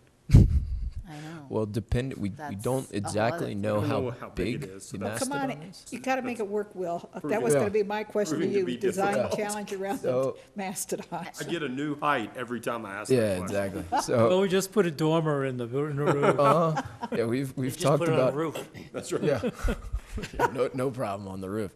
Stick the head above the roof. So we have That would look funny. been thinking about see right there. options for the Mastodon, which is not, Clint usually says it, but is not ours. It's certainly not ours, but it's it's Snowmass not. Discovery. Yeah, so it's the Snowmass. water and sand Sand. district right now. It's being built. They still tell us they don't know how large it is. We asked them how that's possible, and it's a process. So. We have been trying to leave ourselves some opportunities inside the building. Yeah, so through those doors is a possibility right there, depending on the height. And so something outside, if we can enclose it, I don't know. We'll work with them. We obviously would love to have it here if we can. You guys will figure it out. You know how to do stuff. We try to. Okay, but let's move on. It's 7:18. Anything else? Anything else? No, I just thank you for the time and the commitment to the community. And obviously, there's a lot of players that have come before us, wanting to utilize the space. And I just hope that we continue to reach out to them, whether it be ACES or Science Center or whoever, and really bring them into this. Yep. Well, I mean, that's an important part of that community flex space. Right. Yeah. Is how you activate it. And those were some of the conversations we were having last year when we put the proposal together, and we kind of shelved a lot of them, but we will be reaching out to everybody. Okay, anybody else? Well, I'd just like to say that thanks for bringing the proposal forward. I think this has been a real process for us. I think you're providing us really with a good opportunity, but probably the best opportunity we've seen so far with a limited amount of risk. I think we're getting in this proposal everything that we'd talked about with Nexus, or even internally with a town-run building with a flex space, a restaurant, and the Discovery Center, and then the game room is in addition to that. And I think that hopefully that's going to be a real attraction as well. So I'm in favor of the proposal. I think it does give us a good way forward, and this will give us the best opportunity to move forward as quickly as possible. Some of the numbers are a little beyond me. I'm not sure where the $2 or $2.5 million are going to be spent, or how that's all going to stack up, but I look forward to that detail coming forward. Sure. Thank you.